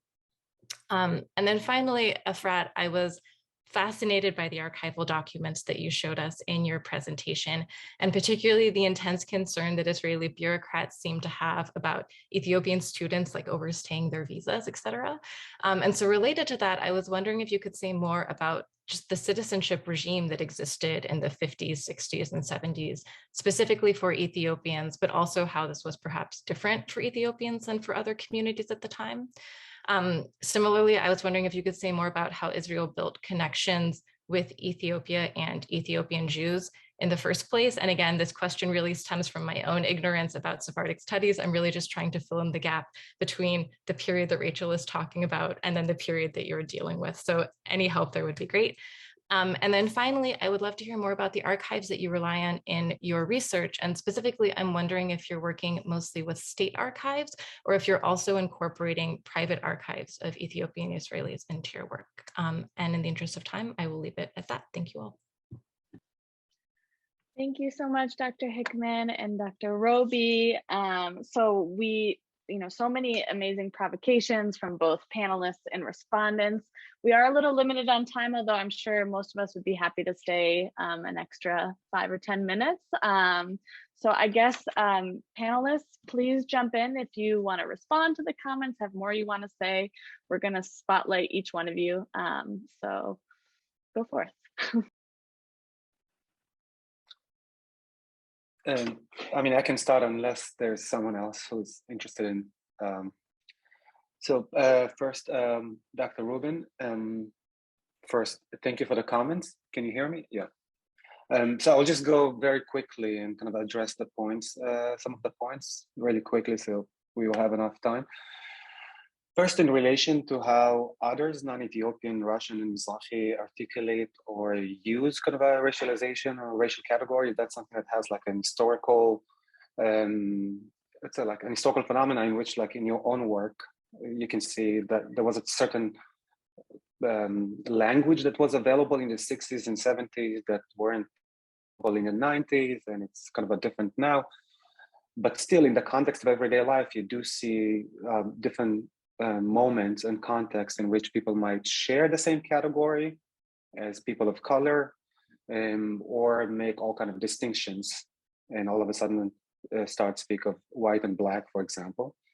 But in my work, I do make a distinction between people's relationship to racial categories, blackness, for example, in which people use and speak of the way they use it as something that is metaphorically to mark and signify like a social position, being at the bottom of a social hierarchy, and kind of makes blackness available to describe your experience, your position, those kind of things. And that's something that it's in contemporary time, I think, much more associated with Mizrahi Jews. But in the case of Ethiopians, the type of relationship that people assume, or some of those who use racial categories, are engaging with one that is much more essentializing, and kind of something that's not metaphorically, but it's something that's incorporated in the body, and those kind of things. And in relation to why scholars fear speaking about race, and that's something that there's a difference. And what I was trying to say in the paper is that there are those who try to avoid using racial categories and race, and I think of those who do that as, you can see that those are scholars that are aligned with kind of the state and the broader national project. And an example for that can be, there's not kind of an example, but there's another scholarship that is emerging or is increasing more and more in the last decade, which uses more and more racial categories. But I think first of all, there's something about how all of a sudden racial categories take a larger space in the literature without accounting for what happened before, how all of a sudden now they become relevant. And another problem that I have with the way kind of the use of racial categories is emerging in the literature is that it's pretty much being taken ready-made from the kind of a US scholarship, and misses what I was trying to say about which kind of classifications people use. So another point is which categories are more salient, racial or ethnic. I wasn't sure if you were talking about scholarship or kind of a in-group or people. No, so yeah, I was talking about scholarship. You actually kind of answered it as you were explaining, because I okay, was like really thinking about Fred Moten and this kind of like Black ontology in this sense, being a non-being. Yeah. Are you thinking about ethnicity as a category or engaging with this kind of global Black studies aspect? Yeah, and about the different ways in which people construct Blackness as a problem, and that's something that was much more prevailing in the past, but it still exists in the literature. An example can be the book of Malka Shabtai, which is a well-known anthropologist, and she has a book between reggae and rap that speaks of the consumption of Ethiopian youths of Black music. And in the book, you can see how that relationship is being spoke about and presented as a problem that need to be somehow engaged, solved, or be an object of state work. And that's an example of how, which is also interesting when you juxtaposing her book with Ori Dorchin book about hearing hip hop, which is one of the major books about kind of a Black music or hip hop in Israel. And when you go over his book, you see that Ethiopians are absent. I should mention that her Malka Shabtai's book was published in 2001 and Ori Dorchin was in 2012, which again gives you this kind of understanding of how, like, the misuse of kind of racial categories in the study of Ethiopian Jews. And just to move quickly to Dr. Hickman kind of questions. And first about the commonsensical. I was using commonsensical as a construction, as something that people default and take it for granted, like a set of categories that people take it almost as natural. So in that sense, I was thinking of commonsensical and kind of trying to follow which categories are being constructed as such, and which kind of context actually keep those understanding of what is commonsensical and what is not intact. So that's and I would say I would say about the ethnography, for example. So my kind of this particular project on the one hand relies on interviews, but much more on ethnographic work that was done at the level of the neighborhood and people's households, a space in which there's so much cultural practices, rituals, different languages being spoken, intergenerational relationships, different material objects that are linked to pre-migration context, all are being whole universe that got reassembled after the migration, reassembled with great labor and still at work. So I wouldn't go into details, but one example that I have is, for example, greetings, bodily greetings, in which people need to get socialized into a particular way of greeting that involves the bodies. And that's one which follows an ethnic or a cultural script. That's an example in which people's body-world relationship is being constructed not through the fact of Blackness, for example, or not through relationship that generate or produce or solidify the fact of Blackness. And one of the things that I was trying to do was another way of thinking about this particular project is to try and think which kind of going into Black studies, do Black people have point of view? And if they do, how does it look like? Which kind of texture it has, which kind of vocabulary it has, which kind of understanding it has, even if it doesn't align with our own understandings.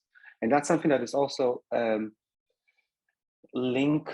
I would say something about Eda. You were asking about Eda. Eda literally is just a grouping of individuals.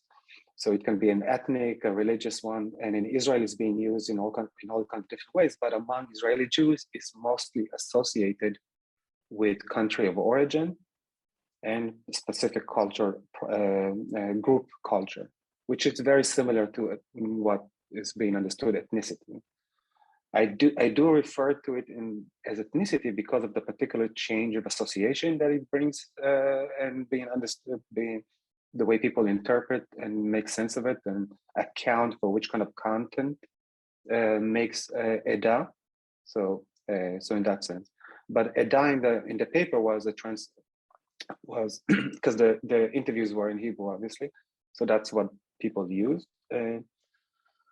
And I would say the last point is something about the point of view, because one of the things making that distinction and trying to quote unquote normalize or try to kind of explore the context in which the context that enables people to use ethnic categories like comfort in a way that feels very natural. It links to kind of maybe Rachel's project, and that will be the last word. Daniel, that's Daniel. And speaking about, I think your work is great, but I would kind of if I was thinking about what you were saying in relation to like my kind of what I was trying to do, and then something about making the distinction between internal and external categorization. Daniel that you mentioned is Daniel Adnan. He's actually, his nephew, Brahim was like one of the main priests of Ethiopian Jews who died like in 85. And he actually, his family is kind of, he's well known. I was wondering about, there's something about, bringing Fred Moulton, and you can go on and bring like Afro-Pessimism. There's something about the archive that construct Daniel Adnan as along the lines of social death, and there's something that needs to be done when he's being presented to bring back his kind of the network and social tissue that he was part of. I was actually, before coming to this conference, to this workshop, I was in the kind of a ceremonial event for the passing of the father of my sister-in-law, 1 year passing. And the priest, kind of a traditional Ethiopian priest who came, are actually relatives of Daniel Adnan. So there's something about that. And that's it. It again points to the fact that Daniel Adnan can be seen as this kind of a subject that is somehow in proximity to social death, but obviously not by his family, community, relatives. And his name still today, actually literally today, was still carrying meaning. So that's it. Maybe I'll just jump in here. Thank you so much for that. And I'll maybe follow up with you after to continue discussing that. Thank you so much to Professors Roby and Hickman for your fantastic comments. And I'll just respond briefly, maybe in tandem. Picking up on Professor Hickman, your last comment about some of the through lines between the racializing discourses that we see in Allianz descriptions of the Beta Israel, but also the communities that they're working across more broadly, which is actually how I came to this piece, which is that I study Ottoman Sephardic Jews, and their ethnographic writing, but their ethnographic writing is so deeply racializing and I found many of those racializing discourses spread through the schools that these Ottoman Sephardic ethnographers were attending in the Ottoman Empire.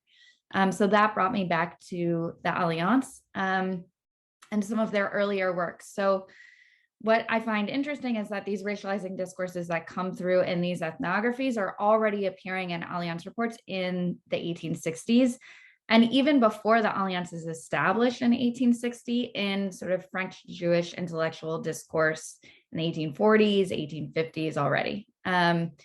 So there's definitely quite a bit of convergence there, but I think there's also two important parts in which it's different. And one is specifically in discourses about Ethiopia, this just obsession with Blackness, which is really doesn't come up in their reports on North Africa. There's a lot of comments on sort of physiology for Jews across the board, even in Europe, in Eastern Europe, in the US. They're talking, Maurice Fishberg's talking about sort of Jewish physiognomy more broadly.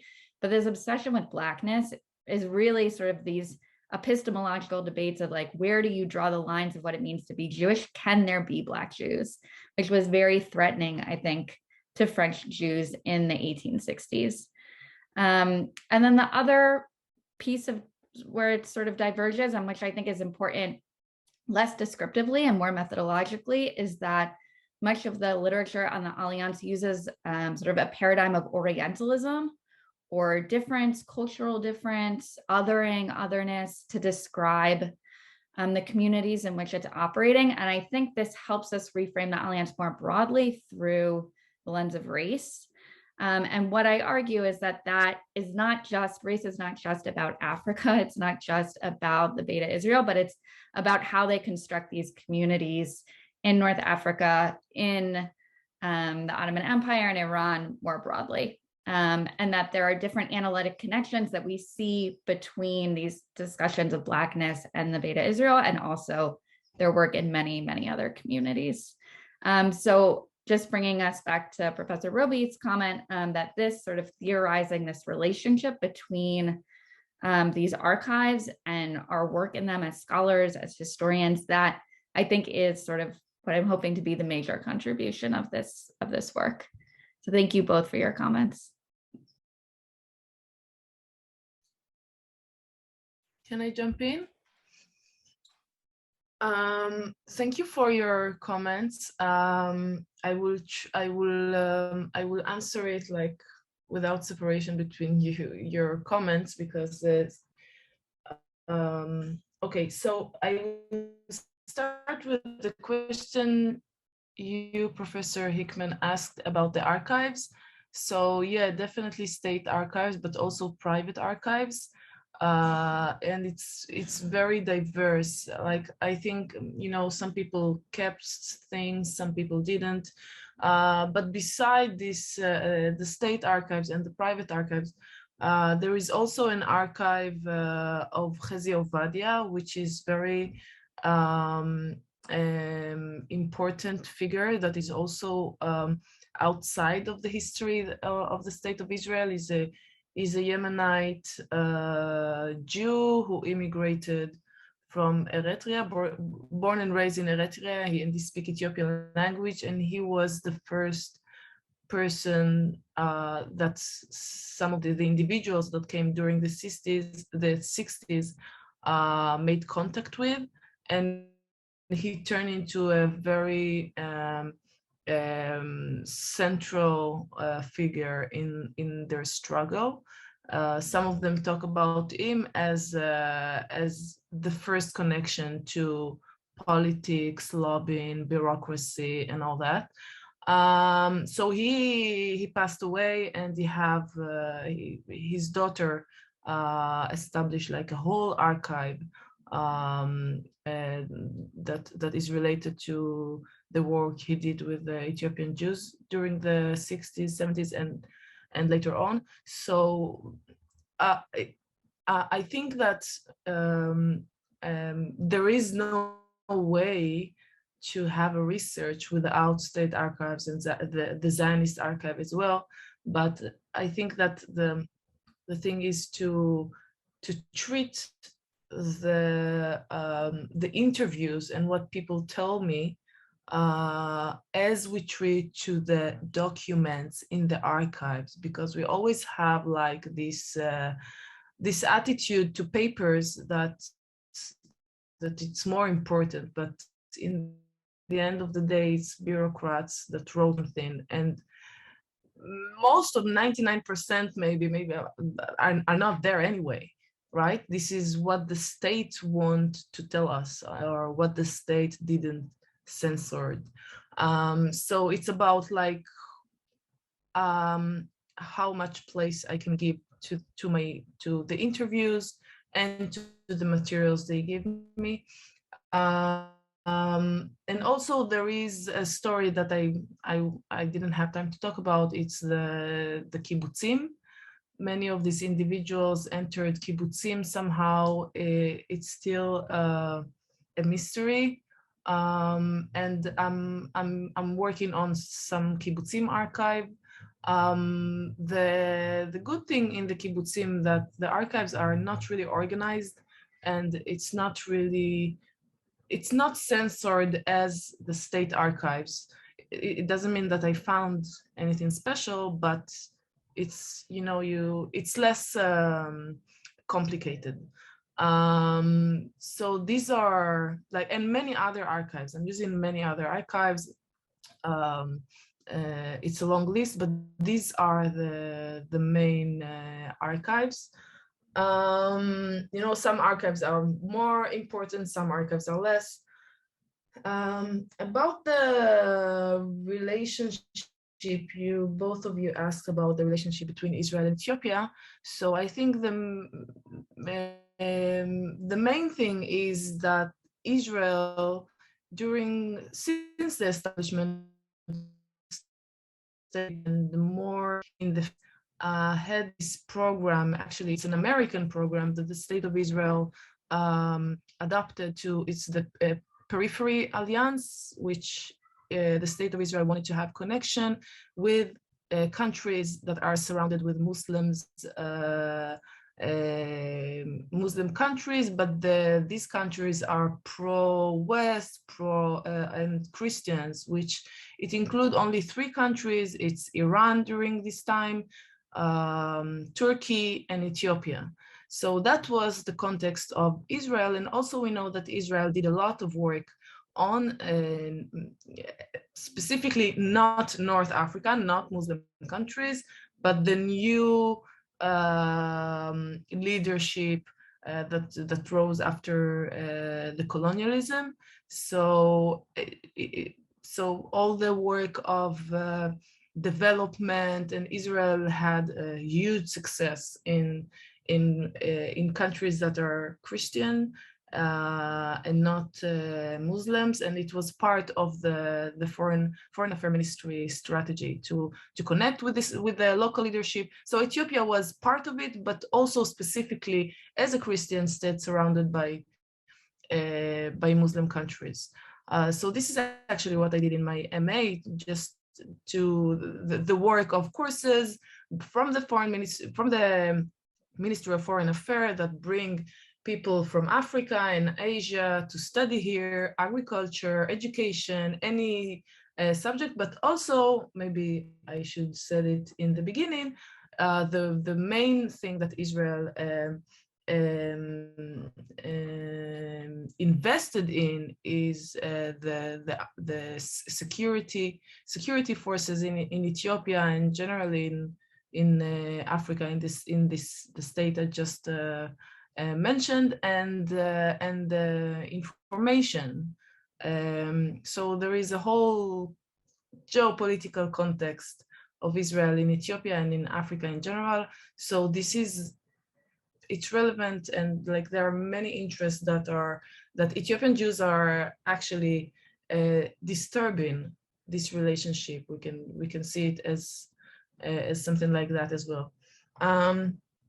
So about missionary, I want to say that like Feitlovich, that I even didn't mention because we have only 10 minutes,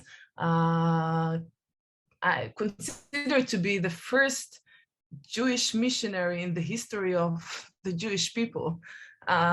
So he was the one to do Orthodox, Rabbinic, Western, Ashkenazi missionary in Ethiopia, which is very non-Jewish thing to do as someone that is not a rabbi, as someone that do like kind of work of reaction to missionary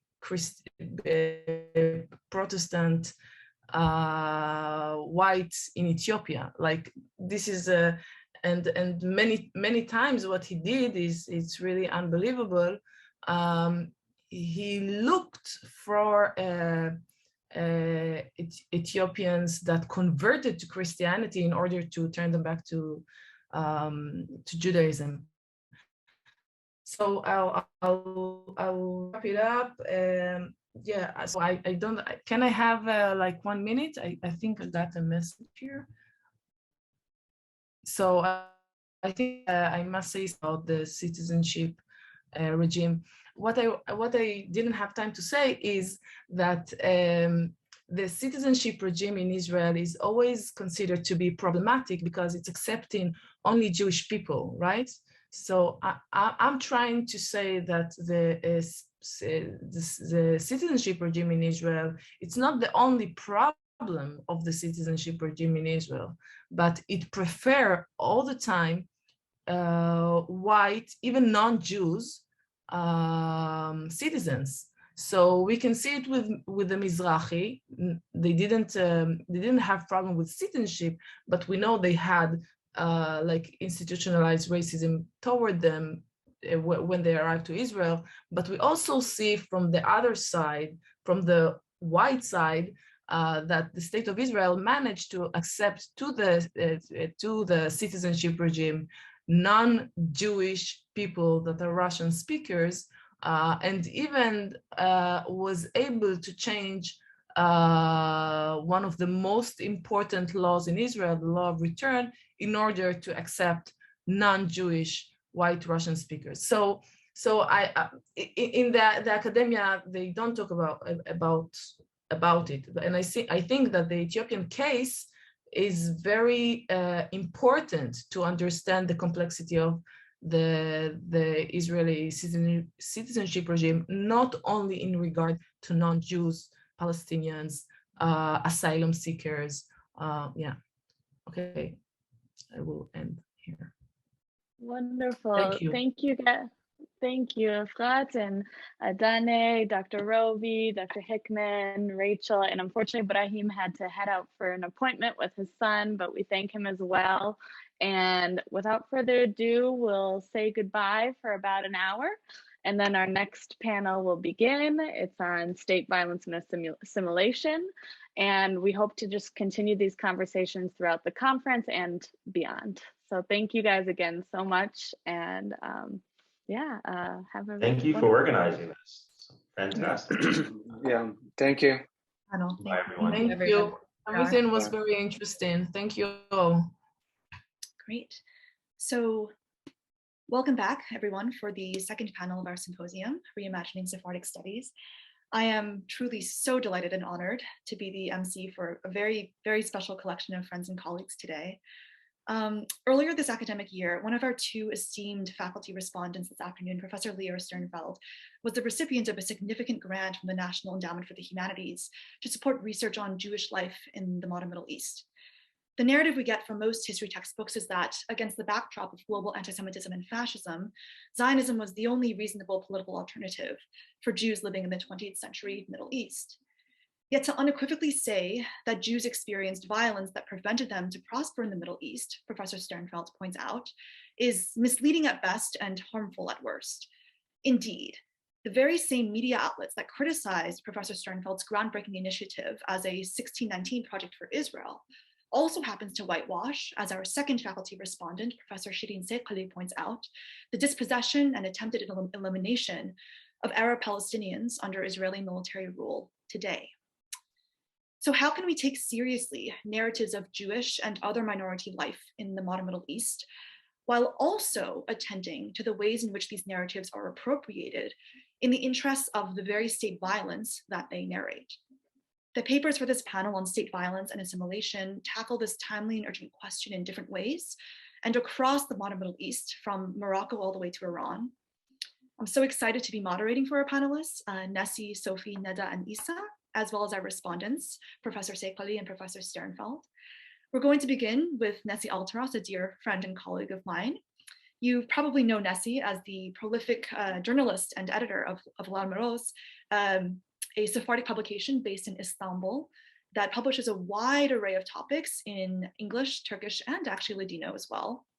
Nessie holds an MA in political science from McGill University and a BA in international relations and economics from Tufts.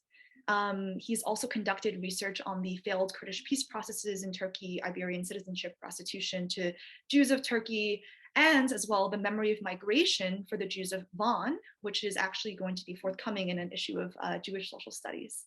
Nessie, take it away.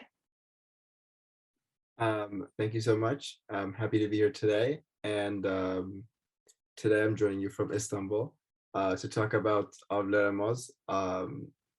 This is a publication that started in 2016, and it began its life as an online publication created by a group of Jews and non-Jews from Turkey to educate the Turkish public about anti-Semitism and the Holocaust. I'll contextualize this independent media platform and tell the story of its creation during one of the most repressive periods of the Turkish press. Then I'll explain its evolution that included a significant expansion of the aims I just mentioned. I'm going to contrast Avleramos' approach a little bit with the content of Shalom, a weekly newspaper that is the semi-official bulletin of the Jewish community of Turkey. Through its story and the comparison to Shalom, I'll show that Avleramos presents a new approach to participating in Jewish life in Turkey for Jews. This approach bears a resemblance to leftist and Armenian outlooks that inspired it, but it's also a break from the modes of Jewish public existence that scholars from Bear and Marcy Brinktonen identify at the elite level and at the popular level. In fact, Bear concludes his book from 2020 by mentioning Avleramos, referring to the online platform as the sole example of his only hope for the future. Similarly, the criticisms of a few younger members of the community that Rodrigue mentions in a recent book that came out just a few weeks ago about Turkish Jews and their diasporas is also an oblique reference to Avleramos. Thus, I think it's fair to say that the academic literature has begun to take notice of the platform already. A quick background on this, I guess Jews in Turkey have aspired to be the model minority for a while, both at the elite level and arguably in public writ large. While Brinktonen discusses the contemporary iteration of this, the purposeful display of some differences to demonstrate the boundless tolerance of Turks, quite literally making the Jewish self into an object. Phillips Cohen dates this approach to public life all the way back to the late 19th century, when Jewish elites already began to position themselves as the model millet. While there are changes and countercurrents throughout this 150-year period, many of the myths and memorized frames persist through the period and are even transported into the diasporas of Turkey. Avleramos did not begin with such lofty aims as creating a new public Jewishness or renouncing the idea of a model minority, yet its work has amounted to that. And that's going to be what I'm arguing today. Before getting into the outcomes, I'll begin with sort of the prehistory of this publication. The first coals of the projects were lit at an unlikely meeting of the Shishli branch of the Revolutionary Socialist Workers' Party, or DISIP. Unlike in other Middle Eastern countries like Iraq or Iran, or in European contexts of Germany or France, Jews in Turkey had not been noticeably involved in leftist organizations. There were, of course, notable exceptions. David Nae was a member of the Turkish Communist Party in the 1930s. Maurice Gabay, about whom there's recently been a documentary film made, who has recently turned 100, was an active member of the Workers' Party in the 50s and 60s. These figures were the exceptions that proved the rule. Shishli, where the DISIP meeting I'll discuss took place, is an Istanbul district with a large population of Jews, Armenians, and Greeks, and the local branch of the Trotskyist DISIP decided to host a panel in December 2014 on anti-Semitism. The event drew a collection of Jews and non-Jews, many of whom did not previously know each other, despite the insular and quite well-connected nature of the Jewish community. They ranged in age from early 20s to late 30s, and the anti-Semitism event led the various participants to come together to discuss ways to counter the social problem they saw that was anti-Semitism. It was evident that official communal institutions, like the chief rabbinate, were not inclined to act or break their actions in any way from what was previously done. So what could concerned citizens, both Jews and non-Jews, do about this matter? It's important to know that the discussions were taking place after the Gezi protests of 2013, when mass citizen action in Turkey reached a fever pitch. Many of those who showed up to DISIP Shishli had gone to Gezi and changed by the experience, a conflagration of public protest that is currently under criminalization. As the discussion continued into the spring and summer of 2015, two crucial experiences affected the emerging collective. One was the attempted demolition of Camp Armen, a summer camp for Armenian orphans in Istanbul's Tuzla district, quite far away from the city center. It had been confiscated from the Gedikbaşı Armenian Protestant Church, and which the Turkish owner, who received it from the government, wanted to tear down.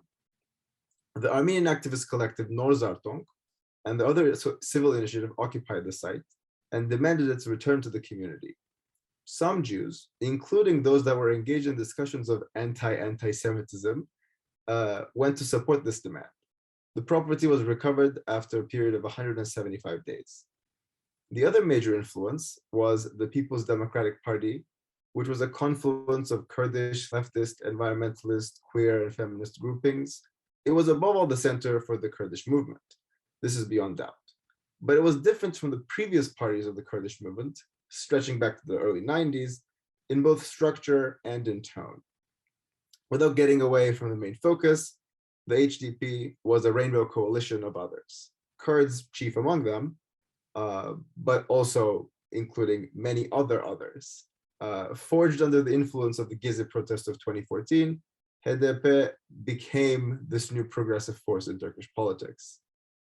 And the party and its Tuzla branch specifically was an important collaborator for the occupation and ultimate retaking of Camp Armen.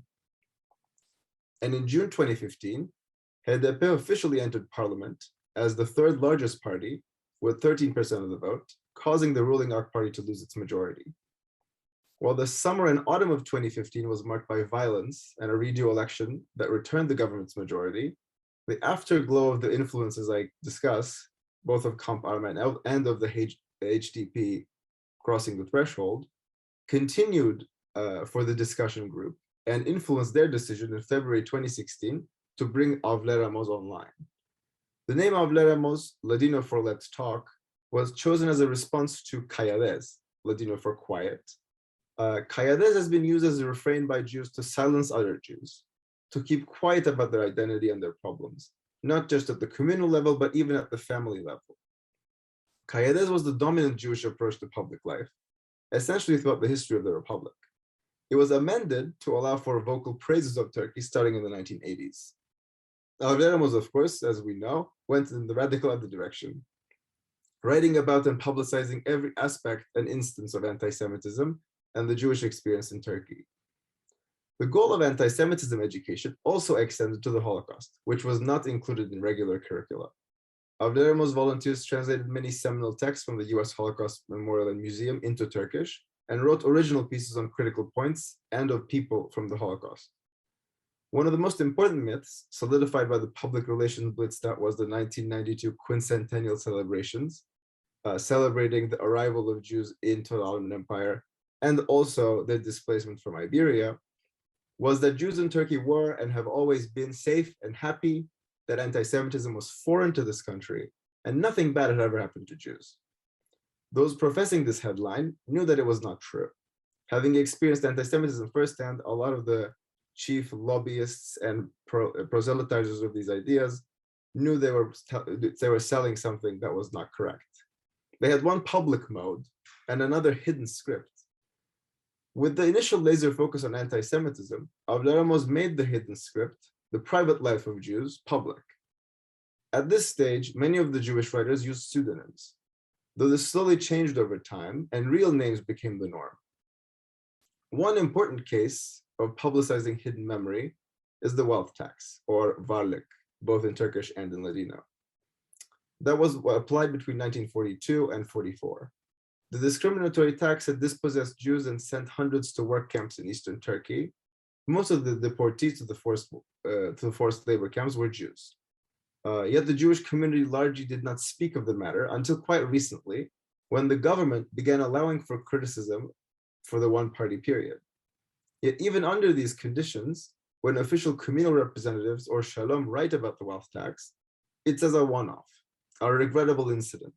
It's not conceptualized as only a single installment of a series of Turkification policies that ultimately lead to the dispossession and displacement of a majority of the Jewish population, along with the Armenians and Greeks. On historical instances of anti-Semitism, especially those arising from the state.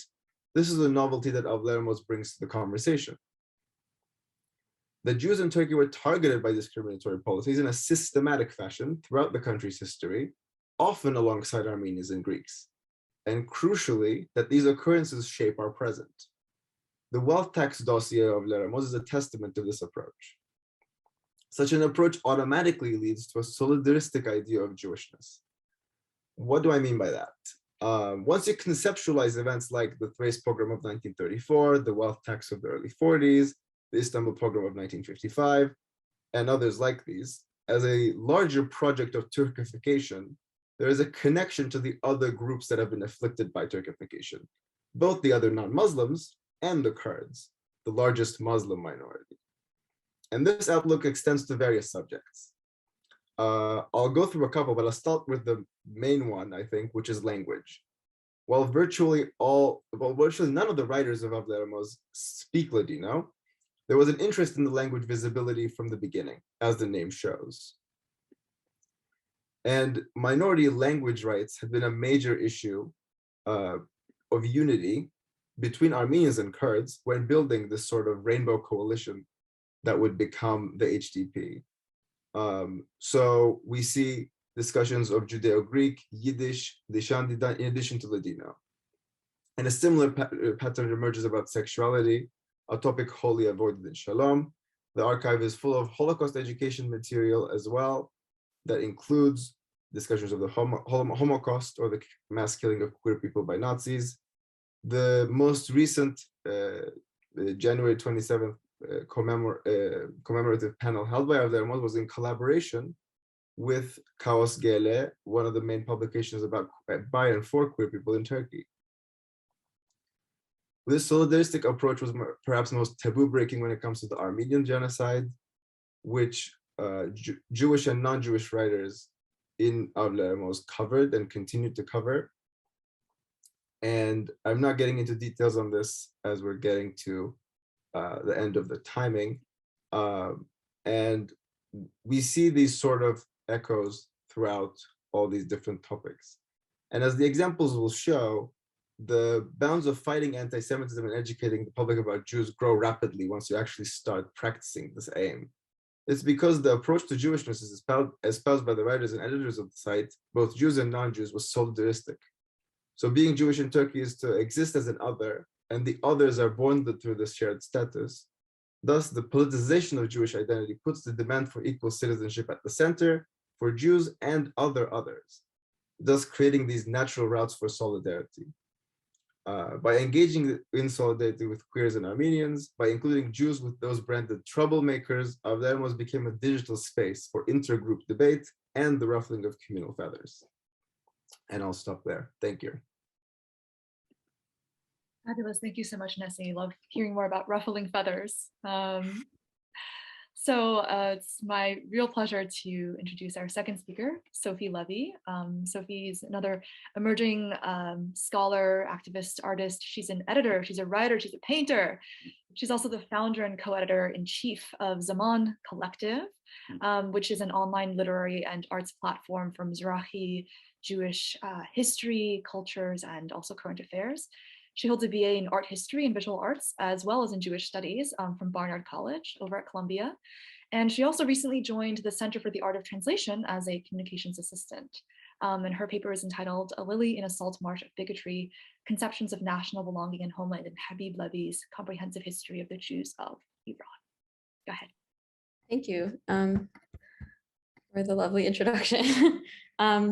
All right, so I will get right into it for the sake of time. So in 1999, the Cultural Foundation of Habib Levy published an abridged English translation of Tarikh Jamee Yahudiyan Iran, or the Comprehensive History of the Jews of Iran, a 3-volume text that chronicles the collective socio-political history of Iranian Jews from antiquity through the rule of Mohammad Reza Pahlavi, the last Shah. Recent scholarship, furthered in part by Chagayram and Leor Sternfeld, who we have the pleasure of being with today, has criticized the bulk of historical material written on the subject of Iranian Jewry as fitting into a broader lachrymose historical narrative, one that presents Jewish history as homogeneously tragic, regardless of context, and denies Jews the possibility of living securely anywhere but Israel. In articulating the relationship of comprehensive history, Levy's book, to this historiographical phenomenon, Sternfeld describes it as, quote, an embodiment of all of the discipline's theoretical and methodological flaws.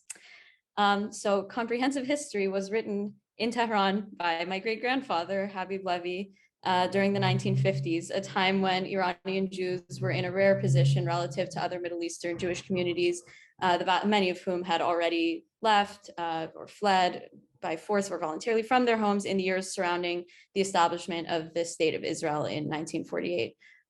This was actually a time of relative prosperity for the Iranian Jewish community, and that reality and the continued existence of Jewish communities in Iran and Turkey still today, in the words of Chagai Ram, quote, refuses to accord with the teleology of Jewish nationalism. Levy himself was an Iranian living through what Zionist historiography had pinned as an anomaly of sorts, which raises questions about his understanding of identity and the civic engagement of Iranian Jewry. Did he indeed adopt a unilaterally lachrymose historical view as a writer, or did he attempt to reconcile his Zionism with the reality of his life and his prosperity in pre-revolutionary Tehran? How did he conceptualize national belonging or homeland? So this paper examines how Levy defined these concepts as a historian, writing in the context of rising tides of competing political ideologies, which we'll get into in 20th century Iran. I argue that comprehensive history ought to be understood and evaluated not necessarily as a pristine exercise in scholarly detachment or empiricism, but as Levy's effort to place his ethno-religious community and its history on a broader continuum, responding in real time to political change in the 20th century Middle East. In doing so, I'm trying to shed light on the key role that those political and communal tensions would go on to play in shaping scholarly and intracommunal understandings of Iranian Jewish identity and national belonging that I would say persist until today. So I'll skip to the next one. Habib Levy was born in the twilight of the Qajar dynasty in 1896. Just quickly to give some context, he had some prominent family members on his mother's side, which enabled him to attend the Alliance Israélite Universelle school, which we'll return to that topic because he discusses it at length in the book. But the Alliance actually rejected Zionism formally in its curricula until the 1950s. So it was as a dental student in Paris, circa World War I, where Habib Levy was exposed to Zionism and Zionist texts, especially through Heinrich Graetz's History of the Jews, which you can see on the right, which was instrumental in furthering this understanding of Jewish peoplehood of Klal Yisrael as a nation specifically, both which then would go on to bolster the role of historiography in Zionism as in political Zionism as a movement. It gave historiography this very important role, which I think Habib Levy felt. And so I'm going to move between because this book covers a crazy span of time, I'm going to move chronologically between its eras and explain how they're instrumentalized toward political ends differently, depending on his historiographical approach. So he starts, the book opens with a big discussion, grandiose discussion of Jewish biblical lore, which he cites, he cites the family tree of Abraham, the 12 tribes of Israel, as historical fact. And then he talks about Cyrus the Great, who was, quote, a prophet sent by God to aid the Jews, and kind of concludes this section by saying that the nations of Iran and Judea most clearly resembled one another in their hopes and aspirations for the salvation of mankind. This might seem cliche and bizarre, but it actually indicates an attempt to reconcile these two nationalist mythologies, because biblical lore, archaeology, especially I would say archaeology, especially in Iran, became appropriated into nationalist narratives, in between Israel and Iran alike, and emphasizing a connection or similar inherent, almost moral similarity between the two was an effective way to garner this two-pronged sort of sympathy for both mythologies among Iranian Jews and also perhaps among Iranian Muslims who he was trying to attract, whose sympathy he was trying to attract. Moving on to Islamic Iran. So state curricula in history textbooks in Israel, especially, err on the side of painting diasporic life under Islamic rule as bleak, as lacking in culture, just kind of like a dark age. And Habib Levy's approach here is kind of multifaceted. The first 6 centuries of Islamic rule, and then Mongol and Timurid and Seljuk rule are actually described as these really positive, he says there are both positive and negative aspects. Iran emerged from its rigidity. There were centers of learning in Babylon gained new life. But then once we move into the Safavid and the Qajar eras, he says Iran transformed into this dark cavern of contumacy and selfishness, and just berates the Muslim masses, pretty blanketly. And he insists that until the blossoming of the constitutionalist revolution in the early 1900s, there was no prosperity or honor in Iran attributed to Iranian culture. And obviously, we can see that this is not true. I mean, just because of the existence of because of the testament of that this artwork, for example, provides, and the involvement of Jews in cultural work in Iran. But this can be contextualized by the fact that, well, first of all, it's not unfair to characterize the Safavid era as a climax of anti-Semitism because of just the prevalence of violence at the time. But also, as we can see on the right, the Qajar era was in very recent memory for him and for a lot of other Iranian Jews at the time that the book was originally published in 1959. And it was kind of their most recent concrete memory of diasporic life before the advent of modern political structure in the region. So, or modern political dynamics. So perhaps it couldn't have been instrumentalized the same way that ancient history was toward nationalist ends. And it kind of provided this immediate context for garnering support for Zionism, which we will get to. Now we're arriving at the constitutionalist revolution and the modern Iran. So this is the 20th century. He says the constitutionalist revolution, quote, broke the invisible chains which had bound Iranian Jews hand and foot. It liberated them, gave them the right to life. It tore down the wall between Jews and Muslims. He also interestingly says that the Russian October Revolution, the Bolshevik Revolution, quote, liberated the large Jewish community of that vast land from Tsarist oppression and gave hope to the Jews of Iran. So here his language conveys this profound sense of enthusiasm for emancipation, citizenship, involvement in Iranian life, in Iranian civic engagement, not in this sequestered sense. It's pretty interesting, and not in a sequestered Zionist sense. Similarly, Habib Levy also has this glowing account of the Alliance, which was a system of Francophone schools that had proliferated throughout the Middle East. He describes the arrival of its founder in Tehran in 1898 as this sort of coming of a Messiah. He explicitly uses the words attesting to messianic fervor. But this kind of elides the complex history of the Alliance, which definitely kind of oppressed for example, language diversity. Students were fined if they spoke Farsi during recess at certain schools. There were top-down policies that definitely established a sort of hierarchy between French and Iranian conceptions of home life and culture more broadly. But research by Avram Cohen and Haida Sahim does corroborate Habib Levy's points that the Alliance's involvement in Iran reduced religious conversions, aided social mobility, and again, he saw it as this engine for bettering the Jewish population's civic engagement in Iran specifically. And we have to keep this in mind when we see this kind of bizarre switch to the glorification of the Balfour Declaration. It's not that glorification is anything new here, but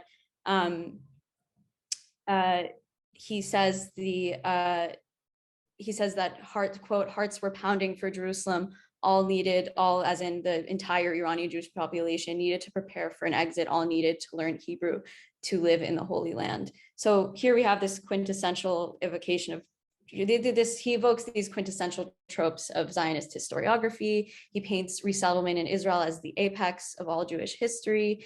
But as Leor Sternfeld has noted, some of his other writings, his private writings, stand in marked contrast to what he writes in comprehensive history. He, in a series of unpublished letters, he says some Jews were even happy to return to the bitterness of Galut after going to the Ma'abarot in Israel. We experienced one death in Galut, quote, but now that we are in Israel, we are getting killed every day. Iranian Jews are thrown from Iran to Israel and back as if they are a football. So this is just a prime example of how his his language is likely curated politically, deliberately, for an imagined readership of comprehensive history. Just checking the time. Sorry, I'm going to wrap up soon. So Habib Levy Zionism wasn't only about the literal resettlement of Jewish communities in Israel-Palestine, but also about their protection, empowerment, and emancipation in Iran. His conception of national belonging extended beyond the borders of Israel proper, and he saw it as a means of involving Jewish civilians in Iranian life more broadly. The lyrical concluding passage of the book actually celebrates the involvement of Jews in supporting the Muslim populace, in curing his countrymen of bodily ailments. He says, is not the Iranian Jew a lily growing in the salt marsh of bigotry? Now here we have this interesting construction of a nesting doll of nations, where Jews are an essential part of Iranian society and its betterment, even as he forcefully advocates for their adoption of Zionism. He conceptualizes Iran. Well, I'm going to move on because I'm at time. But as revolutionary protests gained steam in Iran during the 1970s, public opinion kind of turned against. There was a rise in anti-Jewish sentiment. I wish I could elaborate here, but my family left circa 77, 78. Their assets were confiscated. And Habib Levy lived between Haifa and West Hollywood until 1984, until his death in 1984. So this recent history of displacement and migration complicates the very discourses that he approached in his work. And these layers of citizenship, revoked and acquired languages forgotten and learned, political leanings weakened and strengthened, have made the words homeland, nation, and belonging vary in interpretation after 40 years of exile. The image of Iran as a salt marsh of bigotry can coexist with a sense of wistful longing for an inaccessible homeland. Staunch nationalist sentiments can exist in the same household as pointed critiques of Zionism. So this book was written decades ago in a language no longer spoken by many of my peers, but his book contributes to a conversation about the socio-political place and self-understanding of Iranian Jews in modern times, one that remains ever relevant. Fabulous. Thank you so much, Sophie. I think it's so fascinating. No, not at all. It's so fascinating to hear, from two journalists, the kind of convergences, but also divergences in Iranian and Turkish trajectories of Jewish historical memory. So without further ado, I want to introduce our third esteemed speaker, Neda Balushi, who is the Associate Director of the Center for Middle East Studies, as well as the Postdoctoral Assistant Professor of Middle East Studies at Rutgers University, New Brunswick. She is an interdisciplinary, I could say, historical anthropologist, perhaps, and she is currently completing the book manuscript for her dissertation, Contending Visions of Iran, the Battle for the Sacred Nation State. She's also, if that weren't enough, working on her second major project, which examines the histories and narratives of Jewish participation in the Iran-Iraq War. Netta's work has been supported with multiple fellowships by the Andrew W. Mellon Foundation, amongst others, and she's also published in peer-reviewed journals and edited volumes on religion, politics, literature, and the modern Middle East more broadly. She'll be presenting to us today the Jewish Exemption Claim, addressing histories and narratives about Iranian Jews in the Iran-Iraq War. Take us away, Netta. Great, thank you so much, Nancy. I appreciate that introduction and the invitation to give this talk today. I'm actually going to, before we get to the Jewish exemption claim, I'm going to take you all back to a little bit of a different time, a few years different from the war, and start in 2004. Because very often with my work and other people's work, we have to sort of access and learn new things by excavating and digging through diverse sets of materials. And so in going back to 2004, I want to give a different context to my work on the Jewish exemption claim and sort of amplify some other parts of Iranian history and how it intersects with Jewish studies and Middle Eastern studies. And so to provide context for everyone of different disciplines and subfields and ages, let me set the scene. 2004 is a couple of years after 9/11. It's a number of years after, scores of Iranians poured out of their homes and into streets with candles lit in a show of solidarity with the US over the events of 9/11. It's after then Iranian President Khatami extended a hand to aid the US in Afghanistan. But importantly, it's also after former President George W. Bush labeled Iran part of the axis of evil.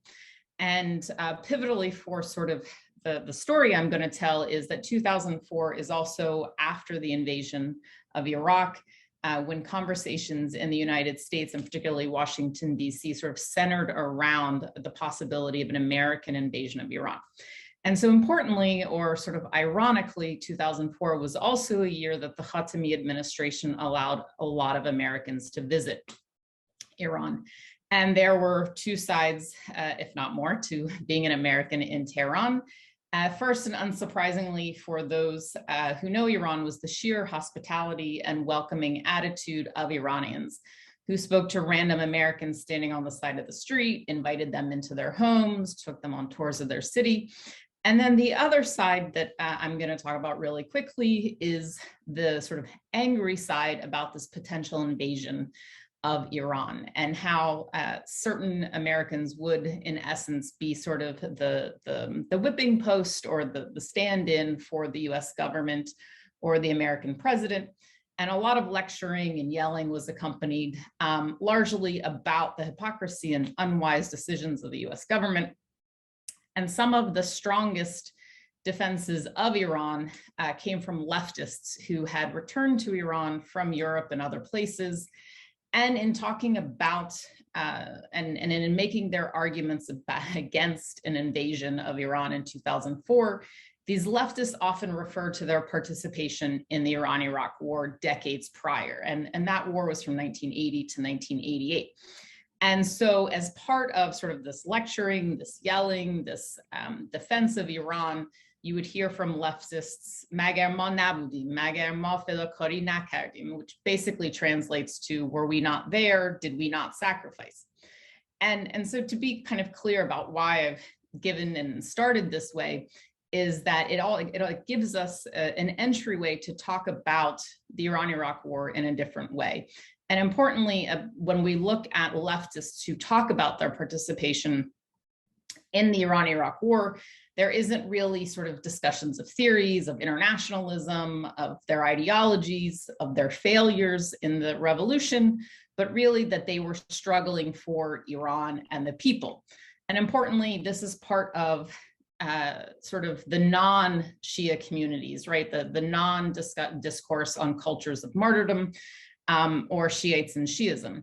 And it basically also indicates that we have diverse participation from Iran's diverse communities. Zoroastrians, Christians, Jews, Baha'is, moderates, other secularists who participated in the Iran-Iraq War, that if you had leftists, it is a grounds for looking to see who else was there, and also whether or not that verb, fedakari, was used. And so with my work, I have traced, particularly my first project that Nancy has sort of outlined, is that you have this reference of fedakari and sacrifice, muqaddas is the sacred, across diverse communities of Iran in their participation and reasoning for their participation in the Iran-Iraq War. And if you go back decades, you see that this is the rhetoric, this is the imagery that's used, and it's against these sort of unhelpful idioms that posit modernity against tradition, religion, against secularism. And it's important to point these out because when you're just focusing on religion against secularism, tradition against modernity, we're hiding, in essence, sort of the idea that there's ostensibly a political community that subverts its theological underpinning of itself to put forward, right, these ideas of secularism and modernity. And pivotally, these ideas of Shiites and Shiism, or cultures of sacrifice, that there's a monotheistic religions share cultures of sacrifice, they really sort of hide these underpinnings that I'm talking about, the structural veracity that we see when we look at Feda-related words across the 20th century. That what we see in Iran with the repetition of this rhetoric and this imagery of sacrifice for the sacred is that, in fact, across the diverse communities of Iran, the most popular religion is the religion of the nation state. And so what I want to say with that assertion that the most popular religion is the religion of the nation state is that we get, right, Schmidt's very famous or infamous dictum that all significant concepts of the modern theory of the state are secularized theological concepts. And tracing this means not taking sacrifice and the sacred and their Persian equivalents for granted. And so that's what my first project largely does, and focuses really on these words, again, across religious and political communities from the 1940s into the early years of the Iran-Iraq War. And pivotal to this, for this panel's examining the politics of incorporation and political belonging that characterize the relationship of Jewish communities with Iran is the impact and effect of Feda-related words and concepts. That in fact is, we have the use of Feda-related words and concepts that helps foment Iran as a nation state and Iranians as a people during the 20th century. And so that it's really the battle over the future idealized Iran, whether it's a contestation over capitalism, liberalism, communism, Islamism, and their sort of respective versions of democracy, autocracy, and everything in between. It's a contestation over these idealized, over the idealized nation states that moves from texts and pages to limbs and bodies. And in the decades-long battle, we're talking over 5-6 decades, that the impact and that rhetoric and imagery doesn't remain amongst political actors. It's not within the state, it's not just against the state, but it also includes the opposition to the state as well as the larger populace. And this is my point, is that rather than seeing this internal battle only amongst political actors, what we actually see is the internal battle and its impact at society at large. The politics of incorporation and political belonging, in the same way that they impact all communities of Iran, also included the Jewish communities of Iran. And we can see this largely with participation in the Tudeh. As we come forward towards the revolution, you see sort of the leftist takeover of some of the Jewish civic associations. And so I make this point about my first project because it helps to explain and answer questions related to the Jewish exemption claim. And to be clear on that claim, right, that it says, what it says exactly is that Jews were not required to be at the battlefronts during the Iran-Iraq War. And I will just sort of state the entirety of the claim. All the recognized religious minorities, with the exception of the Jews, served at the battlefront. The Jews did fundraising and contributed tractors and heavy equipment. Only in 1986 did a directive from the authorities reportedly ask Jewish men to enlist in the army. the recruitment laws binding on the Iranian population were not binding on the Jews. However, they did end up serving, but at a later date and in much smaller numbers than the Zoroastrians and Armenians. The written basis for this claim is an FBIS translation of a July 3rd, 1986 article in the Israeli newspaper Hadashat. And in examining the exemption claim, again, in contrast to the decades of nationalist or theologically pinned Feta-related discourse, there's this idea that Jews would not be at the front, that they were somehow different and separate and had an exemption. And so I turned to publicly available documentations, which is very much lacking. But importantly, what there's two different sets. In the early 2000s, there's the data set from the Anjuman Kelamiana Tehran, who prints the name of martyrs, and there's a list of 5. And then subsequently, as the Iranian government itself continues collecting this information, it gets updated with the Anjuman and other places within the Jewish communities. And so ultimately, the available data set shows that the Jewish community suffered 11 wartime deaths, and 5 of those occurred during the alleged exemption period of 1980 to 1986. And so the empirical data does tend to favor the exemption claim. However, to only rely on the empirical data would be, in my mind, a methodological flaw in the research. And so importantly, I then, as part of my work, proceeded to conduct oral histories, which has been pivotal in sort of illuminating what may have transpired and exactly why maybe Jewish participation rates may not have been as high, or that they were as high, but in other locations. And so with the empirical data set, I then proceeded to turn to oral history interviews within Iranian Jewish communities. And I reached out to former members of the Anjuman Kelamiana Tehran, who no longer live in Iran. Very importantly, I'd like to say that. And to be clear, the Tehran Society of Jews is an 86-year-old civic organization based in Tehran that has over the decades focused on Jewish cultural and civic life. And so everyone with whom I spoke categorically rejected the idea of an exemption for Jews and denied hearing of anything that might resemble an exemption for Jews. And my interviewees insist that Jews participated in the war at the war fronts from the beginning of the war until the end of the war. And by conducting these oral histories, I've learned, as I said, several additional points and details about Jewish lives during and after the war. And obviously here, I don't have time for all of that, but I'm gonna focus on 2 interviews and snippets from 2 interviews. And the first is with Daniel, and asking him questions about the exemption claim, he helped to clarify reasons why the number of Jewish martyrs, and we don't have Jewish participation rates, to be clear, so why the number of Jewish martyrs is less than other communities. And in my exchange with him, I merely asked him, have you heard that Jews were not required to do their military service, or that they were not required to go to the war fronts?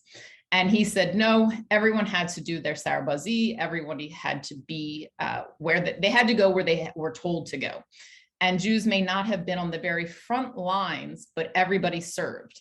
Even if you didn't want to serve, you did. If the children remained until they were 18 years old, they had to do their sarbazi, or they could not get jobs. They could not leave the country. They could not do anything. Everyone did their sarbazi. Everyone who was eligible participated in the war.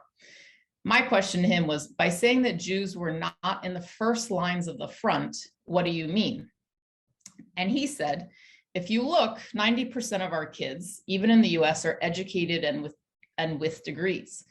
If they went to the fronts, they would not go as ground soldiers. They would do specific jobs related to their education. Those who were doctors would not be in a tank. The doctor would go as a doctor. And if, for example, if an engineer went, he went where he served as an engineer. Those who were on the fronts went as their professions and educations dictated. not as foot soldiers. The danger was not as high, but that doesn't mean there was no danger or that they were not there. This doesn't mean there were not uneducated Jews. There were, and they were at the front lines. We have martyrs, but we have a lot of doctors and engineers, and they supported the first lines. They were not in the first lines, but they were nearby where they were doctors and engineers. The same thing applied to Muslims. It's not nice for me to say this, but those who were not educated were sent to the very front lines, the very first lines, and the bullets would destroy those poor boys. Not everyone would go, and they would not require everyone to do this, be in the first lines of the front. There was a logic, and they, the government, wrapped it up and sold it in martyrdom. And so from this section of my interviews with Daniel, he makes three really important points for us to take away. Military service and war participation were required to get and maintain jobs in Iran, as well as to even leave Iran. Part of the government-citizen relationship, however defined, required service for access. Two, in rejecting the possibility of an exemption, Daniel delineates the difference between first lines and front lines, explaining that supporting first lines meant that Jews were still at the battle fronts. They were just not in the first lines of the front lines. And three, Daniel also explains to us that the Islamic Republic operated, as far as he could tell, like armies the world over, and that the government made military assignments based on education and professional experience. And so in addition to members of the Anjuman, I also reached out to Houman Sarshar, an academic with published works on Iranian Jewish lives, and he also denies the existence of an exemption, but he also explains the denial of an exemption in a different way, outside the government-citizen relationship of obligations I just described through Daniel. And Sarshar states there wasn't an exemption, and that the Jews who remained in Iran after the war started largely didn't want an exemption because they had chosen to stay regardless of what transpired. In his words, the children of this group who had decided to stay were drafted, and there was no getting away from the draft. And frankly, some of those children didn't want to dodge the draft. And that is a quote from him. The second group was composed of ideological volunteers, leftover intellectuals, members of the New Tudeh, and those sharing the belief that they were fighting in a great war, not just against Saddam Hussein, but against a system that was hijacking their ideal of an Iran. And this smaller group of Jews maintained a steadfast belief that in fighting in the war, they would be able to hold up their successes as well as that of Iran over Iraq, and thus finally be able somehow to get on the path to their ideal Iran, the Iran they had spent years and decades fighting over before the war began. And these Jews remained wed to the politics of incorporation and belonging through their participation before and after the war. And so importantly, along the lines of political leftists, again, with whom I started today's talk, and those who did not plan to leave, is my interview with Kamyar. And he is the only one among nearly a dozen interviewees who admits to a political engagement during the revolution. And I will kind of skip over sort of his political engagement to tell you a little bit more about precisely why he not only didn't wait for Sarbazi, he volunteered. He did not wait for his draft number. He enlisted. Sorry, we're running quite over time. Can you speak to that during the question and answer? Absolutely. Or after the response? I think I must have missed that little No worries, no worries, not at all. But such a fascinating paper, and really glad to be able to speak, for you to be able to speak to oral interview as a methodology. So we've been to Turkey, to Iran, and the Mashriq. We're going to loop back now to North Africa. Elizabeth Isa Kanefo, who's a researcher, publication designer, and documentary filmmaker, who makes nonfiction media at the intersections of critical geography, media studies, and documentary filmmaking. If I can say so, I think that you are an experienced resistance artist of a sort, who spent the past decade creating work that examines resource extraction and colonial land dispossession in the Mojave Desert and Los Angeles, and identifies how techniques of settlement persist in today's struggles around gentrification, around environmental racism, and around surveillance. And in addition to her personal research and filmmaking practice, she also works as part of several several other groups, the Rare Earth Research Group, the Anti-Eviction Mapping Project, and the Swana Ancestral Remembrance Hub. Take us away, Elizabeth. Hi, thank you both Jessie and Nancy for inviting me. I'm just going to set up my screen real quick.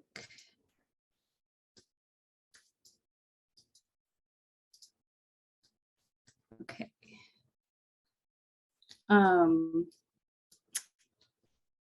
I love the title Provocations from Outside the Field. I feel like that feels very much like what I have been feeling and working on.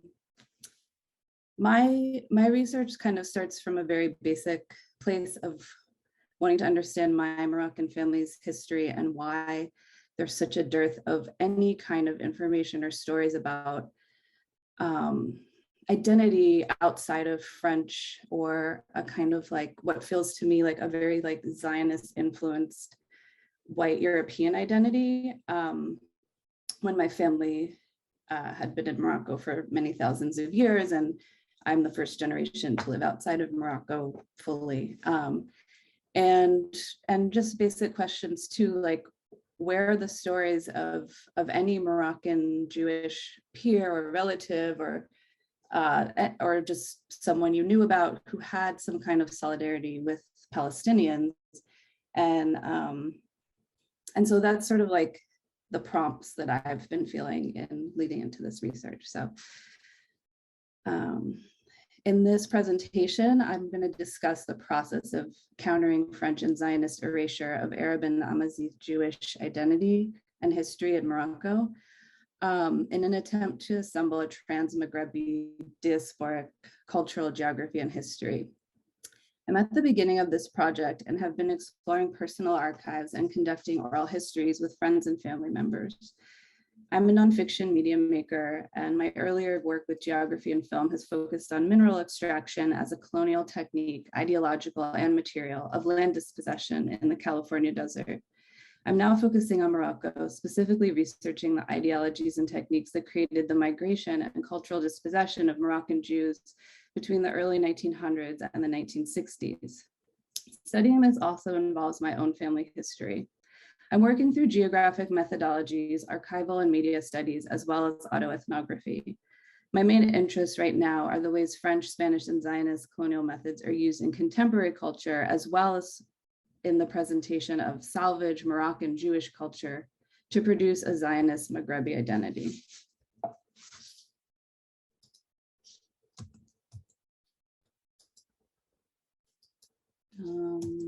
It seems like my slides don't move if the Zoom screen share is on like this. So hang on while I deal with my technical difficulties. I think, one second. It's like not, maybe I'll just, I can share it, Isa, if that would be easier. I can just do this and it's not full screen, unless you think you can do it fast. I don't mind if it's not full screen. Let's go with this then. That's perfect. Okay. I just gathered some family pictures that are evocative in some way to me in this process. I'm not going to talk about them like specifically at all, but they're just sort of here to bounce some of the ideas around. The left one, these are the only two that I feel like I need to explain. The left is this Roman amphora that my dad collected somewhere in Marseille, and it's in New York where he moved. And there's something about this like this like migratory object that feels very emblematic to me of like the history I'm trying to get into. And then on the right, this like weird apparition around his beret just feels like the ghosts of so much of the like colonial impact that I'm also interested in figuring out. I'm indebted to Brahim Guabli's essay, Where is the Maghreb?, published in fall 2021 issue of the Arab Studies Journal.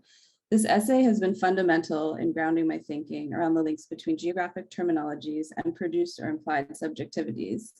Guabli points to the distinctions between French colonial Afrique du Nord, the anti-colonial Arab-centric Maghreb, and the name that he describes as re-amagizing the Maghreb by refiguring toponymies, Tamazagh. For me, these three place names delineate the distinct but often blurry subjectivities and the ways of inhabiting Morocco through memory that I've experienced from my family. This list of names holds the often contradictory strata of existence my father struggles with when trying to answer my questions about our family history or his life in Morocco. In speaking with him, the clarity and sharpness of the colonial strata is striking. This is the layer with records, school attendance, degrees. It's also the layer marked with the most fear of internment, fear of abuse, and discrimination. It's a layer he and all his siblings are named for. The Arab and Amazigh layers are in ways effortlessly present and incorporated, but never as documented or explicit. Diaspora and assimilation has driven these shadow regions even harder into the background. And even though my father is not a Zionist, my family's general identification with Israel has also paved over many access points to memory. Guabli writes, before the Arab conquests of the early Islamic expansion, Tamazagh, as indigenous Amazigh activists have chosen to call North Africa since the 1990s, was populated by Amazigh populations of Christian and Jewish faiths. The Arab conquest of the 7th century began the long-term process of Arabizing and Islamicizing a large number of Amazigh populations. These dynamics, however, neither eliminated Amazigh language and culture, nor drove out the sizable Jewish populations that shared this Judeo-Islamic space. Rather, it was the 19th and 20th century European colonialism and the 1948 establishment and subsequent policies of the State of Israel that facilitated such immigration. My father's generation, he was born in 1933 in Casablanca, passed through both of these transitions, and it's clear that much of my family's ability to speak of anything beyond Afrique du Nord comes with a kind of strain. A couple books have shaken recollections free for him that he never mentioned to me before. Masoud Hayyoum's When We Were Arabs and Alma Rachel Hickman's The Sultan's Communists. Guabli describes, quote, hidden or silenced histories of Jewish existence in the Maghreb, unquote, specifically in relation to the creation of Palestine. I find that these histories are also hidden from many Jewish Moroccans themselves, that the edifice of Zionism on top of the identity shifts of that French colonization have left my family, at least, unable to peer past these augmentations of reality. Although I can find substantial wells of thought and memory from my family of the Morocco that exists beyond and despite these colonial and nationalist projects, it's been people around my age, first generation Moroccan or Swana friends, who see the role that the State of Israel has played in transforming our perceptions of our cultural heritages in a single generation.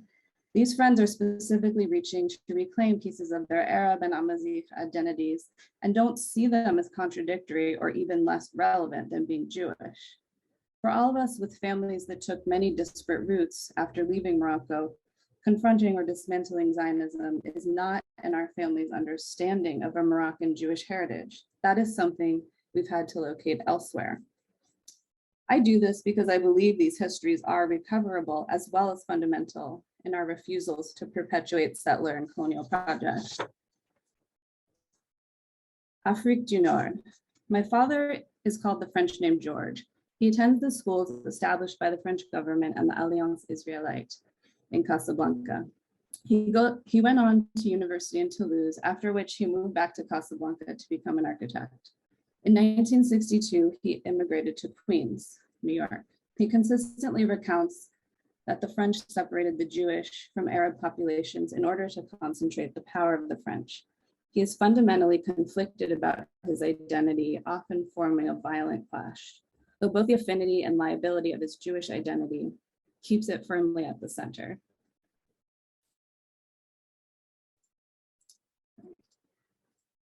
Let me just edit my PowerPoint. Maghreb. While in university, my father lives in something called the Moroccan Pavilion. He joins the Moroccan independence movement organization Istiqlal while in France.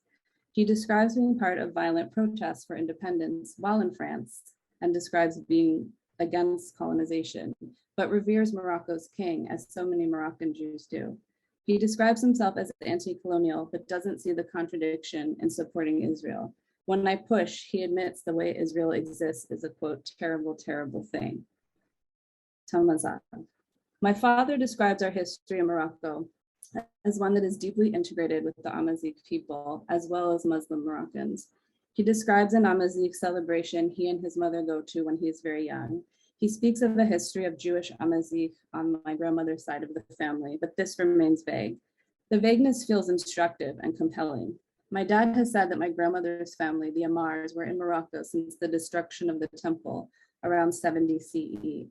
The surname Kanafo has two possible etymologies I have found. The Hebrew meaning is on the wings of God. The Amazigh meaning is a seller of black wool cloth, the Akhnif.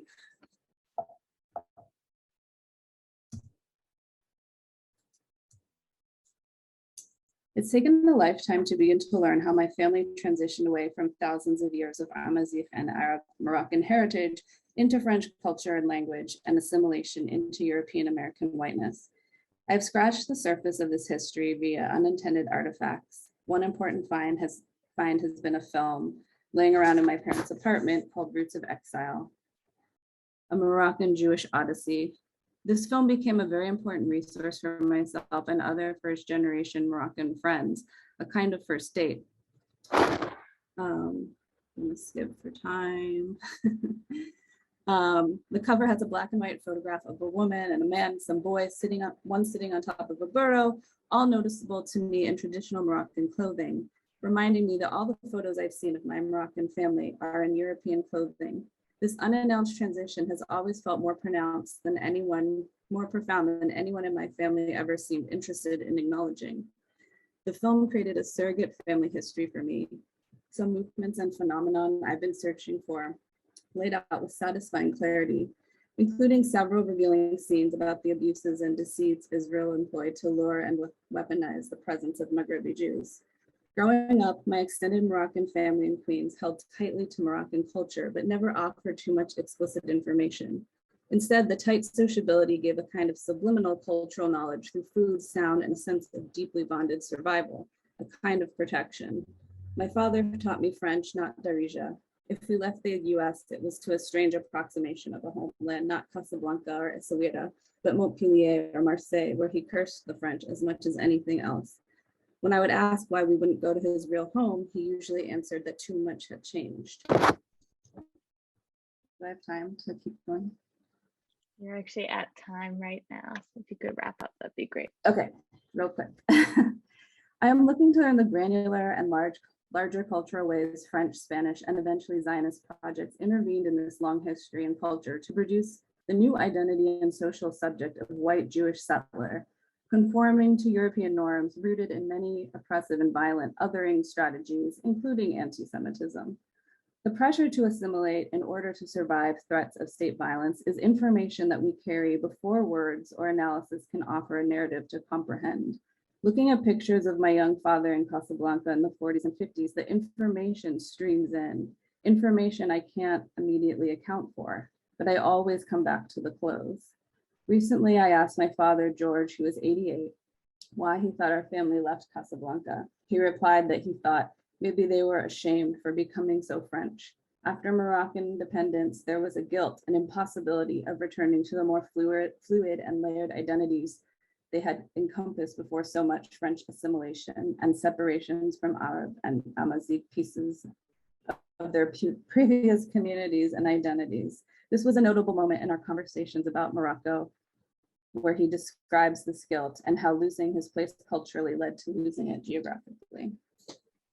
Fabulous. Thank you so much, Isa. So given that this panel has actually touched in various ways on the politics of family history, I'm all the more delighted that Professors Shireen Seqali and Leer Sternfeld could join us as respondents. Shireen Seqali is Associate Professor of History at the University of California, Santa Barbara. She's also the Director of the Center for Middle East Studies at UCSB, co-editor of the Journal of Palestine Studies, and the founding co-editor of Gebyanesh. She is the author of Men of Capital, Scarcity and Economy and Mandate Palestine, which placed Palestine in broader histories of consumerism and capitalism in the Arab world. And her forthcoming book, From Baltimore to Beirut, on the question of Palestine, widens the scope of Palestine even further. It actually traces her great-grandfather's trajectory from 19th century mobility across Baltimore and Sudan to 20th century immobility in Lebanon. And it places the question of Palestine in a global history of race, capital, slavery, and dispossession. Shireen, go ahead, and then I'll introduce Leer after you. Thank you so much, Nancy, for your very generous introduction. And thank you to everyone for these really inspiring and powerful interventions. I'm going to try and focus my comments, and I'm going to try to be as brief as I can be to give folks a chance to respond. I'll start with each paper with the really inspiring strengths that I see, and then I'll pose some questions and suggestions.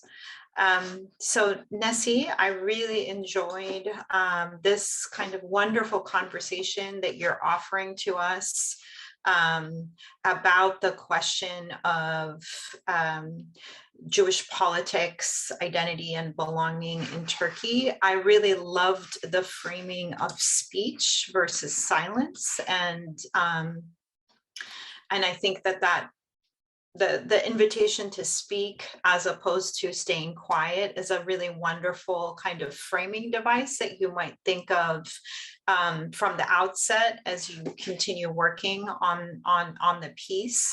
I also felt that it was a really, I kind of felt really honored that you trusted us with what feels like a very intimate and internal conversation. And I think that you might want to get a bit deeper into the meat, because sometimes as we read it and listen to it, it still sort of feels like we might not have all the details that are very clear to you.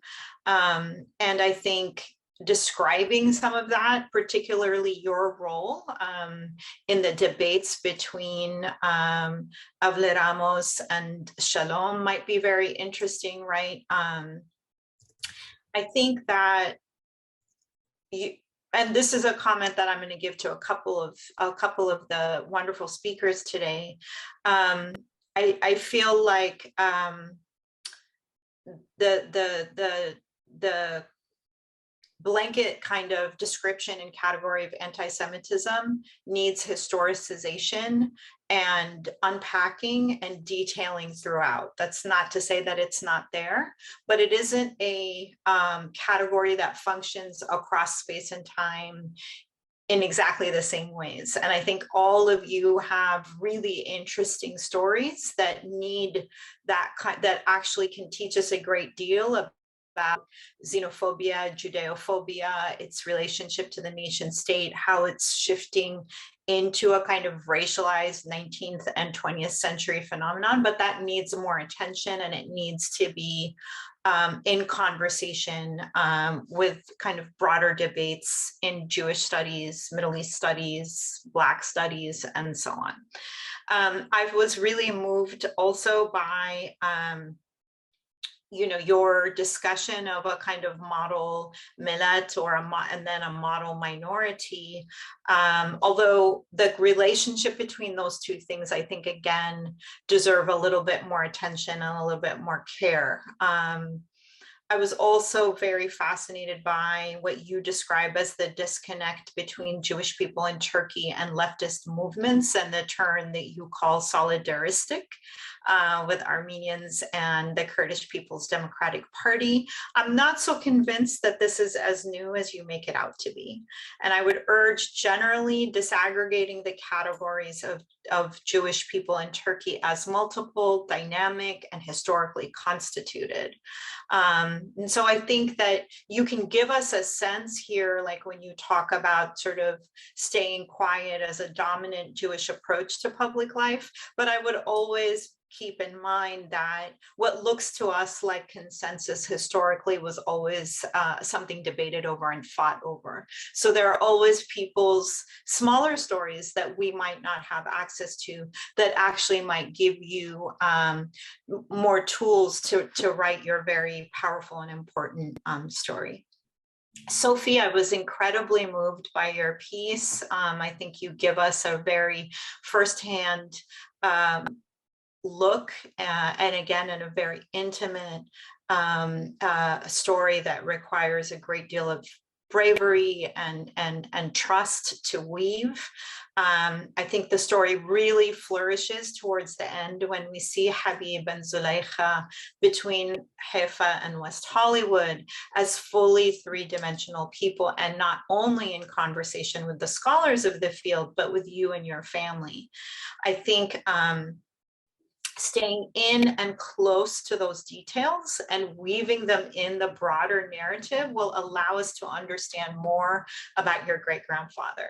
So I think what you're doing is much more interesting than whether or not he was a Zionist, or whether or not he fits the Lacrimose conception of history. I think that Habib still has, I keep calling him Habib because I felt close to him the way that I feel to my own great-grandfather, whose story I'm also following. I think he still has much more to teach us and to teach you. But I think to hear his lessons, you may need to step a little bit out of this, what I feel is your kind of burden that you want to say, well, he wasn't exactly this and he wasn't exactly that. And I kind of just want to say, like, don't trip. You don't have to categorize him. You don't have to have all these arguments. Like, try to, and this is what I'm trying to do in my own work, step and place yourself in his reality, his angle of vision, step a little bit outside of the debates that are occupying us now, and more into the debates that that may have occupied him in a very rich and changing life. So there's a place where you suggest, you know, when he's talking about the great centers of learning in Babylon, right, where you say, well, such a statement would never have been found in the writings of a historian unequivocally committed to a Zionist narrative. And here I would say, ideology is always equivocal, even by its most committed partisans, you know, and here we can talk about, you know, Orientalist Zionism, you know, Zionism itself is heterogeneous, as we know, right, and constantly changing. I would also say to parse a little bit religion and ideology a bit more in your as you go about thinking about why is he using the biblical and how, and I'd be a little bit more careful about how you talk about Shia Islam alongside communism and Zionism. Just do a little bit more historicization in that regard. You know, your discussion of Arab Jews as all being expelled circa 1948, I think deserves a little bit more attention. We know that it didn't all happen in 1948 and the story's not quite so simple. Also here, I think the question of anti-Semitism in the way you're talking about it needs more attention. So again, not always the same thing across space and time. And using it as a self-evident to describe the 16th to the 18th centuries hides much more than it reveals. So again, what I'm trying to say is there's a lot that you can teach us, but the terms have to be much more of the people who are, it may be that Habib himself is talking about it as anti-Semitism, right? But that's of the moment that he's writing in. That isn't of the Safavid moment, right?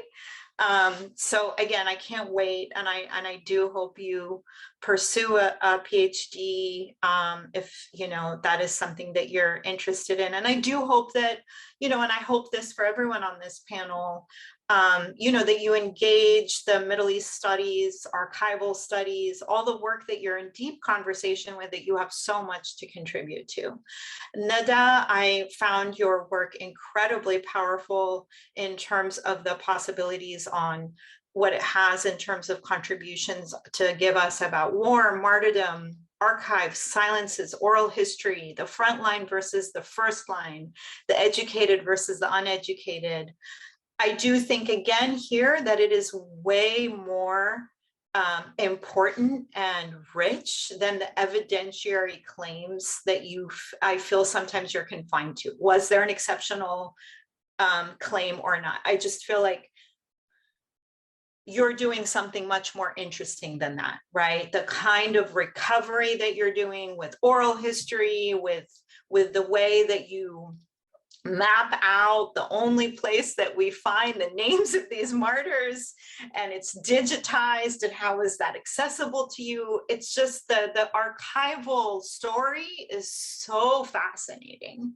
And I just want to invite you to stay in that, as opposed to having this kind of like burden. Did this happen or didn't? It doesn't matter. Do you see what I mean? What matters is the stories that you're recovering, the multiple layers that you're teaching us about. I would also just,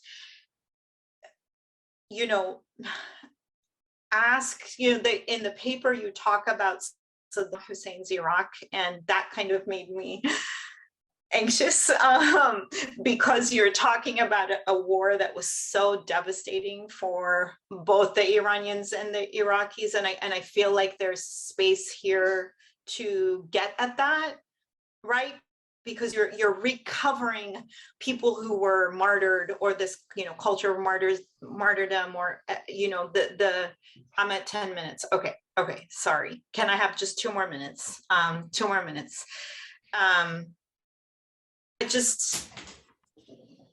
I think the story is so rich and powerful, and I wanted to be able to speak to how we forget the victims of war and who are the multiple victims of war as you recover the Jewish Iranian story. And then I'll end with the beautiful piece by Knafo, by Isa. I thought this was just so moving, articulate, and moving engagement with French and Zionist erasure of Arab and Amazigh Jewish history. I love the remapping. You're doing a kind of remapping that is really powerful in terms of thinking of geographies of land, language, family names, cultural amalgams, the food, the pottery, the clothing. My 2 suggestions are, 1, colonialism in your story takes center stage, but nationalism is really crucial here. And I think Neda does this really powerfully around nationalism as the religion in Iran. And I love how you're engaging Palestine and Israel. You might want to pay a little more time with Palestine, in that you talk about, there's a place where you talk about the creation of Palestine that I paused at, but I feel like if you parse those 2 places out in your father and grandfather's imaginations, it might allow you to get at your father's statement, as you phrased it, the way that Israel exists is a quote unquote terrible, terrible thing. Thank you all, and I apologize for taking so much time. Thank you so much, Professor Seikhali, that was great. That was really great, for that detailed and genuinely helpful, I hope, feedback. Professor Sternfeld is an associate professor of history and Jewish studies at Penn State University. He's a social historian whose work uses the trajectories of Jews and other minorities to recast the history of the modern Middle East. His first book, Between Iran and Zion, Jewish Histories of 20th Century Iran, was a crucial intervention that highlighted the political diversity of Jewish life in Iran, including communism, against the backdrop of the nation-building projects of the last century. And he's currently working on 2 book projects. One is The Origins of Third Worldism in the Middle East, and a new study of the Iranian Jewish diaspora, actually in the US and Israel. Leer, take us away. Thank you so much, Nancy, and the organizers. I'm thoroughly honored to be on this panel, and Shireen is a tough act to follow. So I hope that that it will be useful. I'll try to respond to the 4 papers, and also a bit to Shireen. I want to say something that will kind of frame my comments. When you first opened the panel, Nancy, you talked about the project that I'm part of together with Michel Campos, my friend and colleague here at Penn State, and Orit Bashkin and Menashe Anzi and Orit Waknin-Yakutieli. And I think that all these papers really exemplify the kind of conversation that we have to have regarding Jewish histories of the Middle East. And this is something that, this semester I just finished teaching course, Jewish histories of the Middle East. And these are all gaps that we have to cover theoretically, but also methodologically. And when our criticizers called us the 1619th project of Israel, I wear it as a badge of honor. Because I think that it really is. We didn't think about this framing, but I accept it. And I'll respond to the papers in the way that in the order that I read them, and I apologize for just to keep it in order. So Neda's article, Neda's paper. And here I want to expand a little bit on comment that Shirin gave her. I think that the key issue here is the exemption is not just it's not just the story of the exemption and the historiographical issue of the exemption, but it's a gateway to talk about methodological issues and obstacles in studying Jewish histories of Iran. And this is, there's a reason why my book stopped in 1980, because the war is a new Pandora box that we have to open, not just as historians, but also, in dealing with collective memory and community memory. And this is where Neda's work really is useful. And I agree with Shirin that you have to, that the issue is not just the exemption, but you have to use this gateway to exploring questions of memory, of community narrative, of historiography. And I think that, there's some of community narratives that we have to unpack here.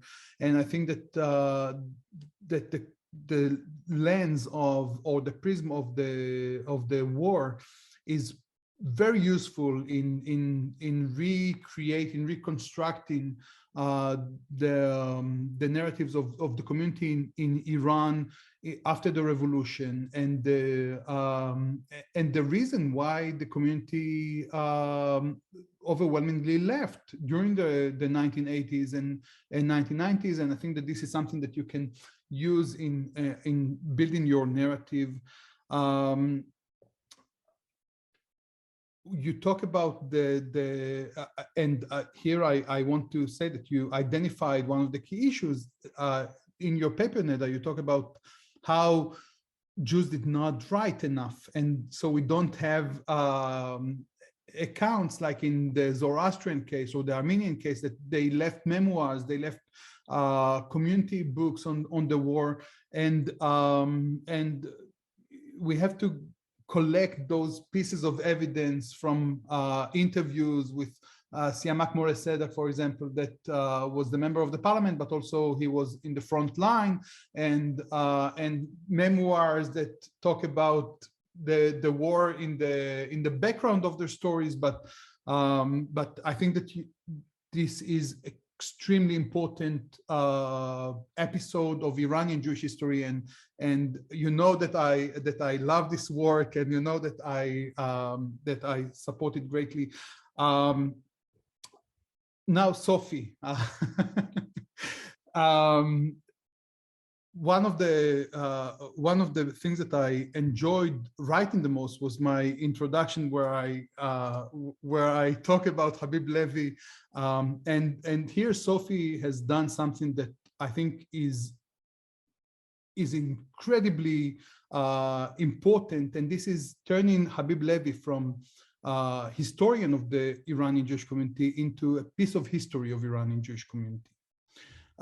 So Habib Levy turns from a narrator of the community to subject, to one of one of the known members, leaders of the community, and this is an important. This can be and should be a book in and of itself, and a dissertation, hopefully.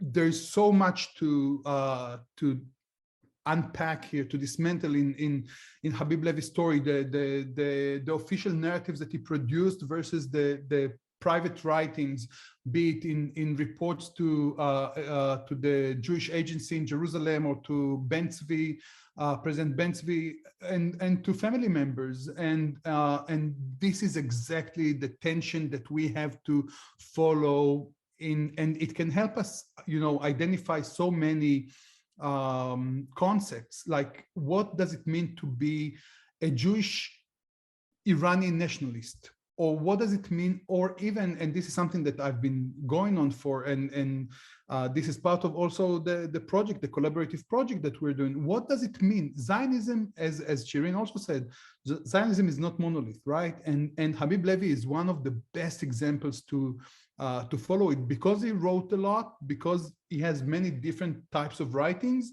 We can see how the meaning of Zionism changes over time and between different audiences. And I think that this is something that we can really follow and develop into greater importance. And I love the quotations that you brought from Levy's work. In the Galut, we experience one death. In Israel, we die many times. This is it's so important. And I have so many more things to say about it, but I have to continue. Nessie, your paper, I must say that after Netflix premiered The Club, Nessie's writing, I think it was in the Jewish Currents, right?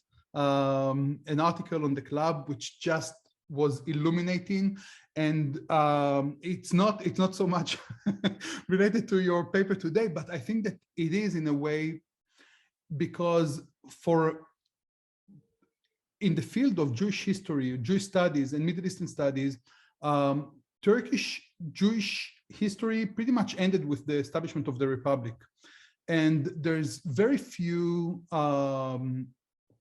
studies on Turkish Jews in the Republican period, and even less so when it comes to the 21st century. And I think that your discussion of Jewish intellectual discourse, of Jewish publications, of collaboration with other players in the Turkish political sphere and Jewish and Turkish press is so important to remind us that this history has not ended, and that there's still a lot to do and a lot to uncover, and thank you for that. And you say about just one more tiny point about it. You say about Jews in the Communist parties that, unlike cases of Iraq, Morocco, Iran, there's no record of Jewish communists. Well, this was the case on Iran too until 5 years ago. There was very few mentions of Jewish participation in the Iranian Communist Party, but someone has to break this ground, and maybe this is something that you can do, because for example, in Iran, there were many Jewish communists, and but their names did not disclose their Jewish identity, so they were not taken for Jewish communists. And I had a lovely exchange with Ervan Dabramian about it, that he knew all these people, but he didn't know that they were Jewish. So, I mean, this is something that you can take further to. And Isa, loved your paper. I learned so much, because this is the field that I know the least of these papers, and thank you for that. I kept thinking about, putting it in the context and of the regional questions. We can put the Zionist traditions and the Jewish traditions in conversation with Algerian Jewish communities and Algerian minorities and Moroccan minorities and diaspora questions. And I loved everything. And thank you so much. And I yield my time, whatever left of it. Fabulous. Thank you so much, Leor. Really, it's so meaningful to be gathered for this conversation with Nessie, Sophie, Neda, Isa, and to have your attentive, earnest, and truly thoughtful feedback, Shireen and Leor, especially on what we mean and what our historical subjects mean when we say anti-Semitism, and on, as Leor brought up just now, who counts as a Jew, and what the formulation of Jewish politics does, what it reveals, but also what it conceals. So of the four of you, I'd let anyone jump in just to highlight any points that you wanted to make in response.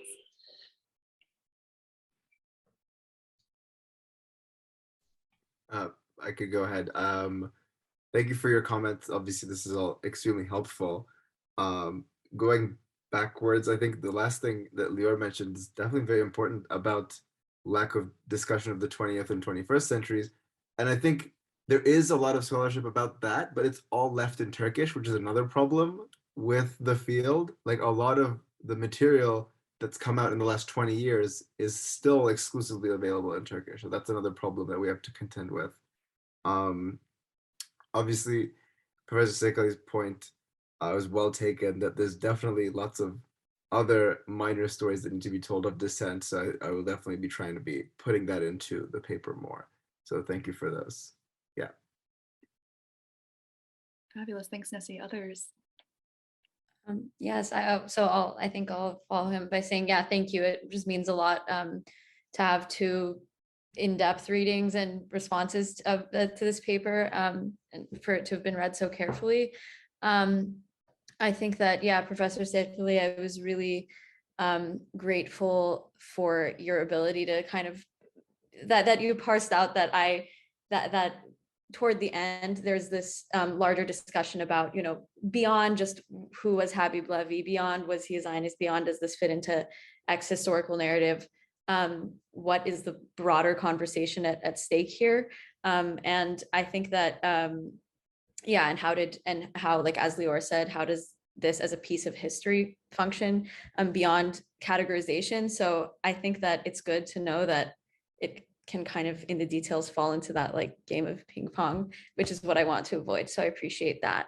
And I appreciate you also saying where I have to contextualize things further, especially under the constraint of time and length, which doesn't go away. And then Leor, yes, thank you. As I said, your earlier comment was really illuminating in terms of the larger aim of this paper. And yeah, I wish I could have touched on more of your work under the constraints of time, especially the interactions you mentioned between Habib Levy and Ben Tzvi, because there was a lot of interesting discussion of the Communist Party in those telegrams and letters, Levy's opinions of the Tudeh party, but maybe we'll get there another time. And thank you for your work on his writings as well. We will, on that point, Sophie, we'll definitely be continuing the conversation at Mesa. There's going to be a roundtable on our conference, so we'll continue the discussion there. Isa, Neda, please. Well, I would like to just jump in because there does seem to be, I appreciate the comment that there is much more to this story than the empirical data, or I thought that I had sort of maybe moved away from the emphasis on the empirical data because there is so little that, I mean, the sort of the claim is really to get things going on the oral history is that there's so little empirical data that there is really nothing to do but engage with these other methodologies. But I do have to say one thing I didn't really think of it is telling sort of these untold stories. And so while I was writing it to, I guess, produce a counter narrative.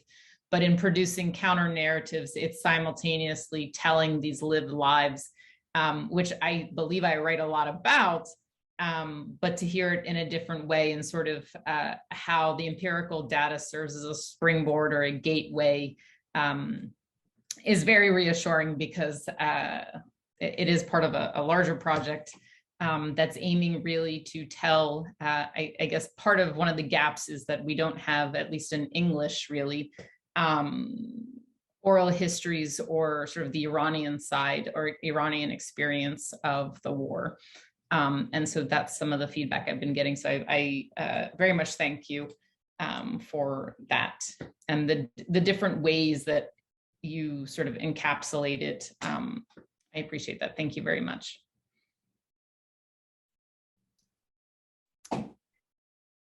Yeah, I also feel very grateful for the close readings from both of you.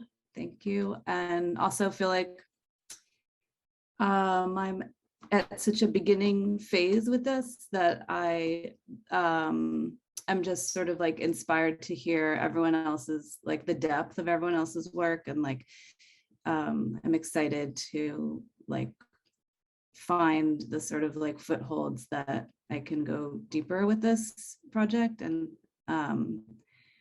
so I appreciate like the sort of generosity too, and like, you know, reading and responding to mine. So thank you. And yeah, I love the idea of, I mean, I really am inspired to do this, to be like questioning the relationships between Morocco and Palestine and like those transitions and like what it took ideologically to create subjects that would impose these new regimes on each other, and like what role erasure plays in that. And I think that's part of why I have this like weird relationship to my family's stories and archives, because the erasure is what they deliver to me. Like they don't, and I haven't quite put my finger on what it is that allows me to understand that they're erasing so much, but I do know that. And that's sort of like how I got here and why I'm interested. And it's really inspiring to hear all of you and your projects. So thank you. Thank you all so much. So we've run out of time. Thank you so much to those who've stayed, and especially our panelists and respondents. Our next event is going to be the keynote address tomorrow.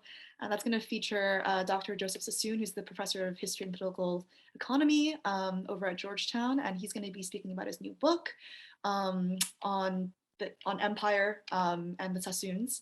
And Rebecca Coburn, the Russell and Bettina Knapp Associate Professor of American Jewish History at Columbia, will be introducing. Professor Mark Mazauer will be responding. We hope to see you all there, and thank you so much for this really moving and rigorous discussion. Really look forward to continuing it. This is just a beginning. Thank you all.